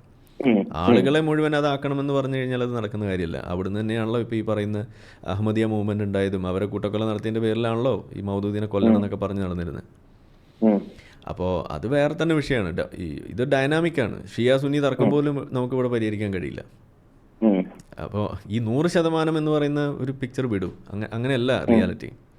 ഒരു സാധനം 100% ആളുകൾ യുക്തിവാദികളാവോ? ഇല്ല. അപ്പോൾ 100% 0% അങ്ങനെയല്ല. ഇതൊക്കെ ഒരു സ്പെക്ട്രത്തിൽ കാണാൻ പഠിക്കൂ. ഓക്കെ, അതാണ് ഉണ്ടാവുക. ഈ നിങ്ങൾ ഈ മതം ഒരു മാനസിക രോഗമാണെന്ന് വിചാരിക്കുന്നുണ്ടോ? ഒരു ഹലൂസിനേഷൻ വിചാരിക്കുന്നുണ്ടോ? മതം ഒരു മാനസിക രോഗമാണെന്നല്ല. മതം വിശ്വാസം എന്നൊക്കെ പറയുന്നത് ഒരു സാമൂഹിക യാഥാർത്ഥ്യമാണ്, ഒരു കൺസ്ട്രക്റ്റായിട്ട് നിലനിൽക്കുന്ന സാധനം തന്നെയാണ്. അതിനെ നമ്മൾ ഡീൽ ചെയ്യണം, മാനേജ് ചെയ്തേ പറ്റുള്ളൂ. അറ്റ് ടൈംസ് അത് വലിയ വലിയ പ്രശ്നങ്ങൾ ഉണ്ടാക്കും. പിന്നെ മതവിശ്വാസത്തിലേക്ക് അടുക്കാനുള്ള ടെൻഡൻസി കൂടുതലും ഇമോഷണലി ഇംബാലൻസ് ഉള്ള ആളുകൾക്കാണ് സാധ്യത കൂടുതൽ. ഒരു സൈക്കോളജിക്കലായിട്ട് എന്തെങ്കിലും ഒരു ഇമോഷണൽ ഡിസ്റ്റർബൻസ് ഒക്കെ ഉള്ള ആളുകളാണെന്നുണ്ടെങ്കിൽ അവർക്ക് പെട്ടെന്ന് മതവിശ്വാസമൊക്കെ ഒരു ഭയങ്കര സംഭവമായിട്ട് തോന്നാനൊക്കെ സാധ്യത കൂടുതലാണ്. പല ആളുകളും മതം മാറുന്നതിൻ്റെ ഒരു കാരണവും അതൊക്കെ തന്നെയാണ്. മുഹമ്മദ് നബി മതവിശ്വാസികളുടെ അവസ്ഥ അതാണ് നമ്മൾ പറയുന്നത്. വിശ്വാസം, ദൈവവിശ്വാസം എന്നൊക്കെ പറയുന്നത് ഏത് മതത്തിൻ്റെ ആയാലും അതൊക്കെ വലിയ സംഭവമായിട്ട് അവർക്ക് അനുഭവപ്പെടാം. അതാണ് നമ്മൾ പറയുന്നത്. ഇനി മുഹമ്മദ് നബിയെക്കുറിച്ച് നമ്മൾ പറയാറുണ്ട്, മുഹമ്മദ് നബി ഒരു അപസ്മാര രോഗിയായിരുന്നു. അതുകൊണ്ടാണ് പുള്ളി പല കാര്യങ്ങളും അപസ്മാരം, സീഷർ, എപ്പിലെപ്സി.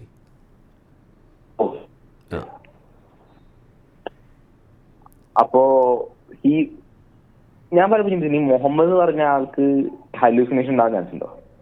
സ്വാഭാവികമായിട്ടുണ്ടാവുമല്ലോ. അപ്പൊ അയാൾ ഈ ജിബ്രീലിനെ കണ്ടു എന്ന് പറഞ്ഞത് കളവ് പറഞ്ഞതാണോ അതോ അയാൾ ശരിക്കും വിശ്വസിച്ചിട്ട് ഹലൂസിനേഷൻ പറഞ്ഞതാണോ? അത് ഹാലുസിനേഷനാണ് സാധ്യത കൂടുതൽ, ഒന്നാമത്തെ. അത് ഇനി ഇദ്ദേഹം കണ്ടത് മലക്കാണോ പിശാചാണോ എന്ന് തിരിച്ചറിയാൻ വേണ്ടിയിട്ടുള്ള ടെസ്റ്റിനെ കുറിച്ച് കേട്ടിട്ടില്ലേ? എങ്ങനെയായിരുന്നു അത്? ഖദീജയുടെ മടിയിലിരുത്തിയിട്ടുള്ള പരീക്ഷണം കേട്ടിട്ടില്ലേ? ഖദീജയുടെ മടിയിലിരുത്തുന്നു, എന്നിട്ട് ഖദീജ ചോദിക്കുകയാണ്, ഇപ്പോൾ മലക്കിനെ കാണുന്നുണ്ട്, ഇപ്പോൾ ആ സാധനത്തിനെ കാണുന്നുണ്ടോ എന്ന് ചോദിക്കുകയാണ്. അപ്പോൾ അവിടെ കാണുന്നുണ്ട് എന്ന് പറഞ്ഞു. എന്നിട്ട് തുണി മാറ്റിയിട്ട് നഗ്നയായിട്ട് അതിനകത്ത് വീണ്ടും ഇരുത്തി മടിയിൽ. എന്നിട്ട് വീണ്ടും ചോദിച്ചു, ഇപ്പോൾ കാണുന്നുണ്ടോ? അപ്പോൾ കാണുന്നില്ല എന്ന് പറഞ്ഞു. അപ്പോൾ അത് പിശാചല്ല, അത് മലക്കാണ് എന്ന് പറയുന്നത് ആരാണ്? ഖദീജയാണ്. അതായത് അള്ളാഹു അയച്ച പ്രവാചകൻ, ആ പ്രവാചകന് മലക്കിനെ വിട്ട് സന്ദേശം കൊടുത്തു. ആ കൊടുത്തത് പ്രവാചകന് അയച്ച ആള്, അത് അയക്കപ്പെട്ട ആളെന്ന് പറയുന്നത് പിശാചാണോ മലക്കാണോ എന്ന് വെരിഫൈ ചെയ്യാൻ വേണ്ടിയിട്ട് ഉപയോഗിച്ചത് പാഗൻ വിശ്വാസത്തിൻ്റെ ടെക്നോളജിയാണ്. അതെങ്ങനെ ശരിയാവും? അപ്പോൾ ഇസ്ലാം ശരിവെച്ചത് ആരാണ്? അപ്പൊ അത് തീരുമാനിച്ചത് ഖദീജ എന്ന് പറയുമ്പോ ഐ തിങ്ക് ഈ ബിലീവ്ഡ് ഇൻ ഇറ്റ്. അതെ. പക്ഷെ ഇതിന് പ്രശ്നം, നിങ്ങൾ മറ്റൊരു വീഡിയോയിൽ പറഞ്ഞെന്താ അറിയോ, ഒരു വിശ്വാസമുള്ള ആൾക്ക് ഇങ്ങനത്തെ കാര്യങ്ങൾ ചെയ്യാൻ പറ്റില്ല. നമുക്ക് ദൈവപേടി നരകമായി ഉള്ളതുകൊണ്ട് ചില കാര്യങ്ങൾ ചെയ്യാൻ പറ്റില്ല. ഇപ്പൊ മുഹമ്മദ് ഒരു അടിമയെ മുക്തനാക്കിയത് പിന്നെ തന്നെ മുക്തനായ അടിമയെ തിരിച്ചു വിളിക്കുന്നതും ഹസ്ബൻഡിനെ ചതിച്ചിട്ട് ഈ എന്താ പറയാ മയത്തും കിഫ്റ്റിയെ കള്ളവടി വെക്കുന്നതും. അതെ, എന്റെ നമ്പർ ദയവ് ചെയ്തിട്ട് ഇടർന്നിട്ടോ.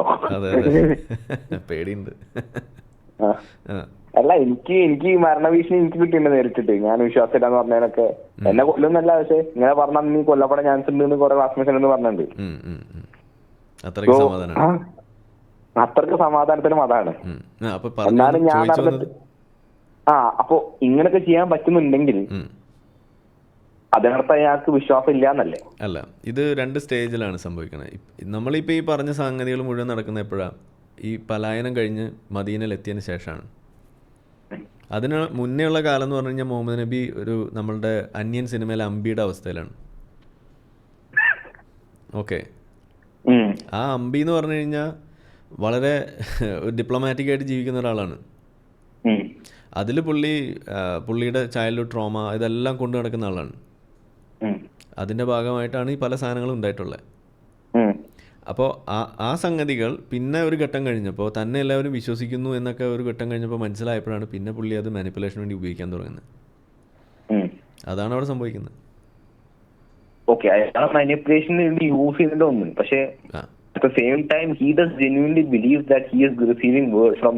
തുടക്കത്തിൽ അതൊക്കെ വിശ്വസിച്ചിട്ടുണ്ട്. അവസാനമൊക്കെ ഇപ്പോൾ പോയിട്ടുണ്ട്. അതൊക്കെ പിന്നെ നമ്മൾ കാണുന്നത് ഓൺ ദ സ്പോട്ട് സാധനങ്ങൾ ഇറങ്ങുന്നതല്ലേ പിന്നെ കാണുന്നത്. പിന്നെ ഇങ്ങനെ വഹീന് വേണ്ടി കാത്തിക്കണമൊന്നും കാണുന്നില്ലല്ലോ. തോന്നുമ്പോൾ ഇറങ്ങലായിരുന്നല്ലോ. പണ്ട് അങ്ങനെ ആയിരുന്നില്ല. പണ്ട് എന്താണ് വറക്ക എന്ന് പറയുന്ന ആള്, പുള്ളിയുടെ ഏതൊരു അമ്മാവൻ മരിച്ചു കഴിഞ്ഞപ്പോഴാണ് ഇത് പുള്ളി സ്വന്തമായിട്ട് ഇറക്കാൻ തുടങ്ങുന്നത്. അതുവരെ ഈ വർക്കയിലൂടെയാണ് പല സാധനങ്ങൾ ഇറക്കിയിരുന്നത്. വറക്ക ഇറക്കുക, അതാണ് സംഭവിക്കുന്നത്. അപ്പോൾ ആ സാധനമാണ് ഞാൻ പറയുന്നത്. അതായത് മുഹമ്മദ് നബി ഒരു പ്രവാചകനാണെന്ന് സ്ഥാപിച്ചത് പാഗൻ ടെക്നോളജി ഉപയോഗിച്ചിട്ടാണെന്നായി പറഞ്ഞത്. അത് ശരിയാവോ? ഇസ്ലാമിൻ്റെ വിശ്വാസം പ്രകാരം പാഗൻ ടെക്നോളജിയിൽ വിശ്വസിച്ചാലല്ലേ ഇപ്പോൾ പ്രവാചകൻ്റെ പ്രവാചകത്വം സ്ഥാപിക്കപ്പെടുള്ളൂ. അപ്പോൾ പാഗൻ ടെക്നോളജി തെറ്റാണെങ്കിൽ എന്ത് ചെയ്യും? പൊളിയില്ലേ? ഇതാണ് അവിടുത്തെ പ്രശ്നം. അല്ലേ, ചോദ്യമായിട്ട് വിൽക്കാനെന്ന് വിചാരിക്കരുത്. എന്താണെന്ന് വെച്ചാൽ നിങ്ങൾ മുഹമ്മദിന് എന്തുകൊണ്ട് മുഹമ്മദ് നബി വിശേഷിപ്പിക്കുന്നു? ഞാനോ? അതായത് മുഹമ്മദ് നബി ഒരു ബലാത്സംഗം ചെയ്തു എന്ന് പറയുമ്പോഴേ അതിന് എഫക്റ്റ് ഉള്ളൂ. മുഹമ്മദ് നബി കള്ളവടി വെച്ചു എന്ന് പറയുമ്പോഴേ അതിന് എഫക്റ്റ് ഉള്ളൂ. മുഹമ്മദ് കള്ളവടി വെച്ചു എന്ന് പറയുമ്പോൾ അതിന് എഫക്റ്റ് ഇല്ല. പിടികിട്ടിയോ? ഓക്കെ ഓക്കെ, ആ ഒരു ഡ്രമാറ്റിക് എഫക്റ്റിന് വേണ്ടിയിട്ടാണ്. അതന്നെ, ആ ഒരു കോൺട്രാസ്റ്റിംഗ് എഫക്റ്റ് അവിടെ വരണം. ആ കോൺട്രാസ്റ്റിലാണ് അതിന്റെ നർമ്മം കിടക്കുന്നത്. പിന്നെ നിങ്ങളെ വെറുക്കുന്ന കുറെ ആൾക്കാർ എനിക്ക് അറിയാം കേട്ടോ. നിങ്ങളുടെ പോപ്പുലാരിറ്റിക്ക് വേണ്ടി ഇസ്ലാമിനെ തെളിവിളിക്കുന്ന ഒരാളാണ് ജനറൽ കൺസെപ്ഷൻ. അതെ, നിങ്ങള് എനിക്കതൊന്നും തോന്നിയിട്ടില്ല. നിങ്ങള് ഇന്റലക്ച്വൽ ഓണസ്റ്റി ഉള്ള ഒരാളാണ് ഞാൻ മനസ്സിലാക്കുന്നത്. തീർച്ചയായും എനിക്ക് വളരെ സന്തോഷം നിങ്ങളെ വിളിച്ചിട്ട്. കാരണം ഈ വിഷയങ്ങളെ പറ്റി ഇത്ര ഓപ്പൺ ആയ കോൺവെർസേഷൻ ഉണ്ടാവാൻ പൊതുവെ ആൾക്കാരെ സമ്മതിക്കില്ല. ഒന്നെങ്കിൽ അവർ ചൂടാവും, അല്ലെങ്കിൽ അവര് ശക്തിയോ അവരൊരിക്കലും സമ്മതിക്കില്ല. എസ്പെഷ്യലി എന്താ പറയുന്നത് വെച്ച് കഴിഞ്ഞാൽ എന്തിന്റെ പ്രായം കുറവാണ്, അങ്ങനെയാണ് ഇങ്ങനെയാണ്, നിങ്ങൾക്ക് ഇത് മനസ്സിലാക്കാൻ പ്രായമായിട്ടില്ല എന്ന രീതിയിലാണ് എപ്പോഴും ഷട്ട് ഡൗൺ ചെയ്യുക. ചോദ്യം ചോദിക്കുന്ന ആളെ അവിടെ ഡിസ്ക്രെഡിറ്റ് ചെയ്ത് കളയും. അതെ, അത് ഞാൻ പറയുന്നത് ഭയങ്കര എക്സ്ട്രീംസ് ആൾക്കാർ ഒന്നല്ല, ബാക്കി എല്ലാ കാര്യങ്ങളിലും അതെ, അതാണ് ഞാൻ പറയാം. നമ്മളൊക്കെ ഇത് ഫേസ് ചെയ്യുന്നതാണ്, നമ്മള് കൂട്ടുകാർ പറയുന്ന കാര്യമല്ലേ. ഇപ്പൊ ഇനിയിപ്പോ നിങ്ങളിപ്പോ ഇത് പറയുമ്പോ നിങ്ങളോട് പറയാ നീ അറ്റൻഷൻ കിട്ടാൻ വേണ്ടിയിട്ട്, ഇനിയിപ്പോ നിങ്ങളെ ചാനൽ തുടങ്ങിയാ പറയാ നീ കാശ് കിട്ടാൻ വേണ്ടിയിട്ട്, ഇതൊക്കെയാണ് പറയാ. അപ്പൊ അതെ, ഇത് വരുമ്പോ അതാണ് പറയാൻ പോകുന്നത്. അതെ, അതുകൊണ്ട് ഞാനിപ്പോ ഇനി എന്നെ വിളിച്ചാൽ കിട്ടണമെന്നുണ്ടെങ്കിൽ ഇങ്ങോട്ട് കാശ് തന്നാലേ ഇനി വിളിക്കുള്ളൂ എന്നാണ് ഇനിയിപ്പോ ഞാൻ പറയാൻ പോണത്. ഓക്കെ, യെസ്, അപ്പൊ ആവട്ടെ. സന്തോഷം വിളിച്ചാല്. ബൈ. നമ്മളെ വീഡിയോ കണ്ടുകൊണ്ടിരിക്കുന്ന ആളുകൾ ചാനൽ സബ്സ്ക്രൈബ് ചെയ്തിട്ടില്ല എന്നുണ്ടെങ്കിൽ അത് ചെയ്ത് നമ്മളെ സപ്പോർട്ട് ചെയ്യുക. മറ്റു രീതിയിൽ സപ്പോർട്ട് ചെയ്യാൻ ആഗ്രഹിക്കുന്ന ആളുകൾക്ക് അതിൻ്റെ ഡീറ്റെയിൽസ് ഡിസ്ക്രിപ്ഷനിലുണ്ട്. നിങ്ങളുടെ ഓരോ ലൈക്കും ഷെയറും അതുപോലെ കമൻ്റ് ഇടുന്നതും ഈ വീഡിയോ അതിൻ്റെ താഴെ വരുന്ന കമൻറ്റുകൾക്ക് നിങ്ങൾ പ്രതികരിക്കുന്നതെല്ലാം തന്നെ വീഡിയോയുടെ റീച്ച് കൂടുന്നതിന് വലിയ തോതിൽ ഉപകാരപ്പെടുന്ന സംഗതിയാണ്. അപ്പോൾ അതുകൊണ്ട് അതിൽ നിങ്ങൾ ഏർപ്പെടണം എന്നും കൂടി ഞാൻ അഭ്യർത്ഥിക്കുകയാണ്. മറ്റുള്ള രീതിയിലുള്ള സപ്പോർട്ട് തുടർന്നും നിങ്ങളുടെ ഭാഗത്തുനിന്നുണ്ടാവും എന്ന് പ്രതീക്ഷിക്കുന്നു.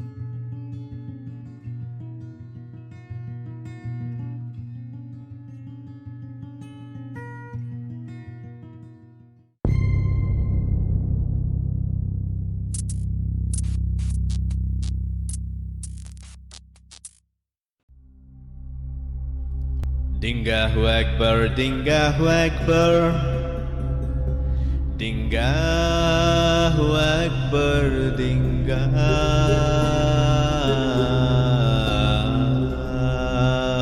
Akbar. Ashhadu an la ilaha illa Dingah.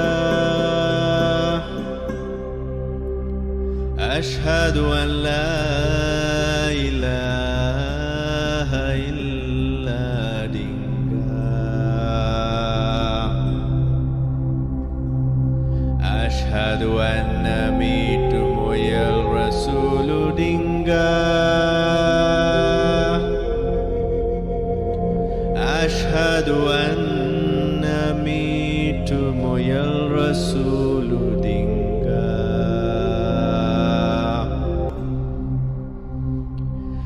Hayya ala free thinking. Hayya ala